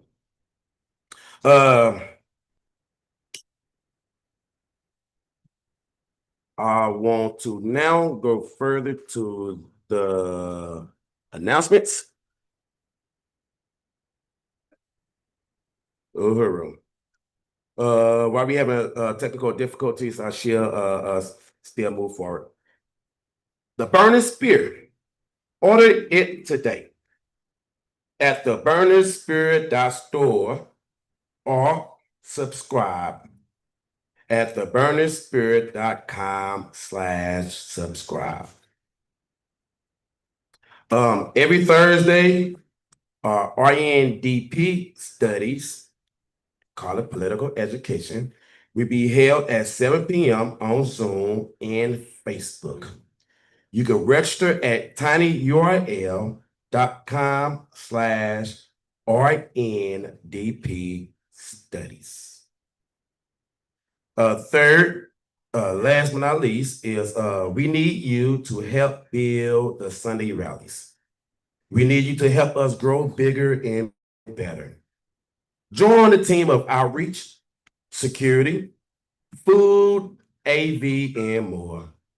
Bring your skills or get trained to help us build. But most importantly, bring yourself. Uhuru? You know, the one of the best parts of this meeting for me is political education. The second best part of this meeting to me is Kuramu. So, Kuramu. Okay, well, hold up. Well, they fool me. It ain't just yet Kuramu. We got a couple more other announcements. Volunteer for the workday in the Gary Brooks Community Garden is Saturday, June 14th at 9 a.m. through 12 noon at 4031 West Florissant, and that's our beautiful garden space next door. And once again, our volunteers' workday is June 14th. The goal is to distribute 5,000 pounds of fresh veggies and herbs this season. African self-determination in action. Sign up today at blackpowerblueprint.org/volunteer or call 314-380-8016. Uhuru, we know that the North Side been a food desert for years, but we initiate a process on how to feed, clothe, and house ourselves. Uhuru? Booth registrations are open April 15th, 2025 for One African, One Nation's farmer market. This is your market. This is one of the economic institutions that we have to help bring economics back to our community. Because we know one thing that we talked about today, colonialism is a process with one alien foreign domination control the economics of another people. So one of the ways to bring economics back to our community is this farmer market in Uhuru. Let's get a booth and let's get these finances rolling. We also have a NEDA meeting, which is Northside Independent Neighborhood Association. Next meeting would be this is emergency meeting. Will be Tuesday, June 3rd at 6 p.m. right here at the Uhuru House at 4101 West Florissant Avenue. There will be guest speakers and refreshment. And to become a member at Nina, you could hit us at tinyurl.com/Nina membership. And this is free for the whole 2025. It's free membership. We waiving it. And you should make a correction on it. Okay, well, how about this? We got the president. We're gonna let him speak on it. Yeah, that's an old date on there. We will be meeting the last Tuesday of June, which is the 29th, I do believe. Let me just make sure my calendar here. Okay, yeah, June 24th is the last Tuesday of June. So that's when we will be having our membership meeting. So just want to encourage everybody to come and bring someone with you. Also too, we have memberships for people. It's free for 2025. So you don't have to pay any membership dues in 2025. So just want to put that out to everybody. And also too, one of the fundraisers for Nina is T-shirts that we have. You see, I have my button on, but this would be on the shirt at all times. So the shirts are going to be $25, and you can go and see me about ordering a T-shirt. We'll have forms for you. I think that should be it for Nina. Yeah. All right. Uhuru. Yeah, and once again, order your burning spirit. We typically have issues at the back table for $1. Either you can order it as an individual, or you could get a bundle for yourself and sell it, and that'd be a way of bringing economics to yourself. Uhuru.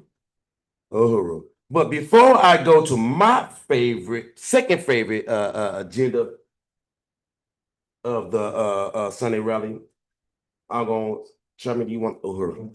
I just wanted to make an announcement. I want to appreciate everybody being here. I think it's a very important meeting. I think we got a lot of information, really important information. I think we got a greater sense of what's happening. And I'm also always impressed by the kind of even ideological and philosophical issues that intrude into these discussions, because the fact of the matter is that we're not just doing stuff, and how things get defined really says something about where it is we're trying to go. And otherwise, if you don't know where you're trying to go, any place will serve your purposes, and any place is not necessarily good for us. So I really appreciate that we can come to these meetings and have really serious, important kinds of discussions, you know, crossing the ideological, you know, barriers and what have you that too often get in our way. We need to be able to have these discussions, you know, in a really important civilized kind of way, and to bring it to the African working class and to the most impoverished sectors of our community, I think is extremely important. So I wanted to say that. Also, an announcement that should have been made earlier, but may still be important, is that our movement has acquired a license for a radio station. And so we'll be opening, yeah. And it's going to be located right across where the mural is, next to that site.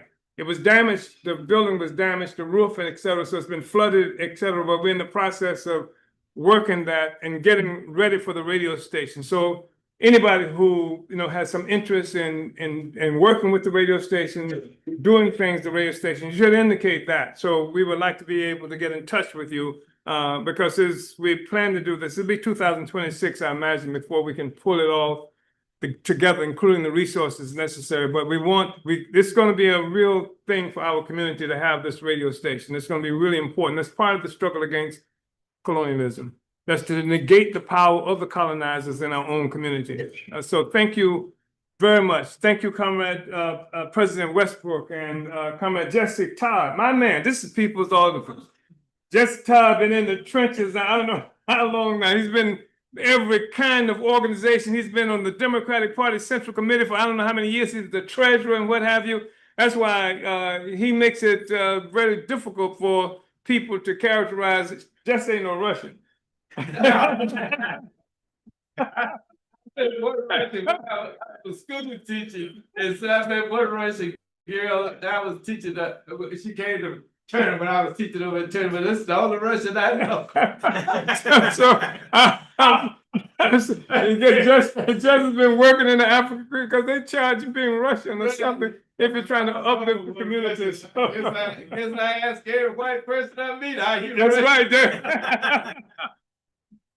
And Comrade Zaki, President General Zaki Baruti, you know, I don't have to say, I mean, you know, he has been here in the trenches for a long time, and Zaki Baruti is a force that helped to open the door for our movement to come into St. Louis subsequent to the Ferguson, you know, to the uprising in Ferguson, I should say, not the killing, because they're killing us all the time, killing us before Ferguson, killed us after Ferguson, right here in St. Louis. But that uprising on Canfield Drive, that was the critical thing. So Jesse helped to open the door for that.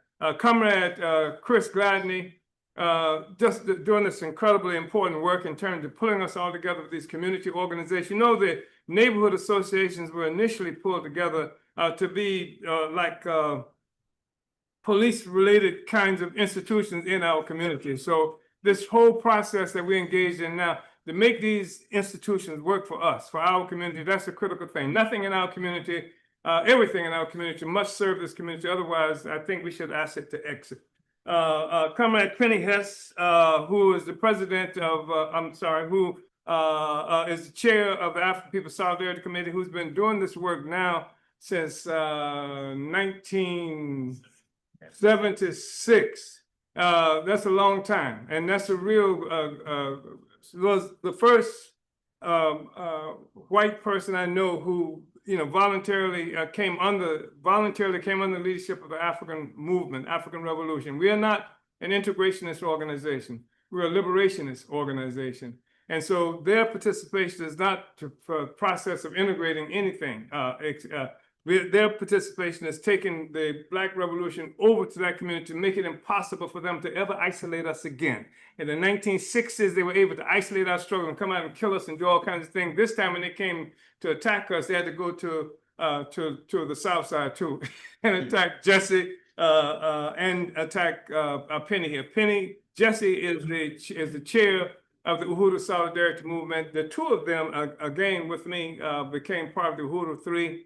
People who were threatened with 15-year prison, we actually went to trial for that because they said we were working for the Russians. They charged us with working for the Russians for the stuff we were saying in terms of and doing to organize our community. He even said that the Russians were responsible for the reparations demand, that we were just the most incredibly extraordinary things. And the jury, after the trial, the jury said they're not guilty of being Russian agents, but they are guilty of conspiring to do something that never happened, which was to be a Russian agent. So instead of 15 years, we were facing 5-year sentence with that guilty verdict, except the judge himself said that he's really troubled by that verdict. He says it's a crazy verdict that he was troubled by because how can they convict us like that without even it being a requirement for the prosecution to prove that I planned to be, because we were supposed to register. If you're going to be working for another country, you're supposed to register unless you a Jewish entity that represents, you know, from Israel and give out all kinds of money. That give like they gave to what's his name, Bill? What's the Bill here, etc. So I mean, you don't have to do it under those circumstances. So they said that you have to register. And so we did not register. If we had registered, we've been committing perjury because we weren't working for the damn Russians. You understand what I'm saying? So this is the kind of thing that we were confronted with. It doesn't make any sense. And the judge said it doesn't make any sense. And so, you know, we suspect that's going to be helpful around with the appeal. But the thing is that even with that, you know, a 3-year probation and the judge said, you know, that community service said, but that's what you do anyway. When he said that's what we do anyway, that's an acknowledgement that what we've been doing is serving the community and not working for the damn Russians. But that's the thing that we had to contend with. And I think the judge did this because he wants to see a precedent set to destroy that whole notion of working for a foreign government or something to that effect. Comrades, brothers and sisters, thank you so much for coming out, and I think we're gonna eat. Did somebody say eat? But we got one more announcement, then we finna eat. Okay, anybody familiar with the white mouth? The white mouth. Never heard of that before? Yeah, that's an affliction that sometimes Africans when we're hungry. So, okay, Comrade Westbrook, Uhuru. I just wanted to say, I forgot also, we have buttons right over there in the back, $3 for a single button, or you can get 2 for $5. So just want to put that out. Uhuru. Speaking of the back, you know where else we got in the back? On the opposite side of that, we got some food in the bag. And I think that food been calling our names because a couple of us got some plates. So guess what time a service agenda is this? Caramel. Uhuru. So next week, same time, same place. I shall see you. Uhuru.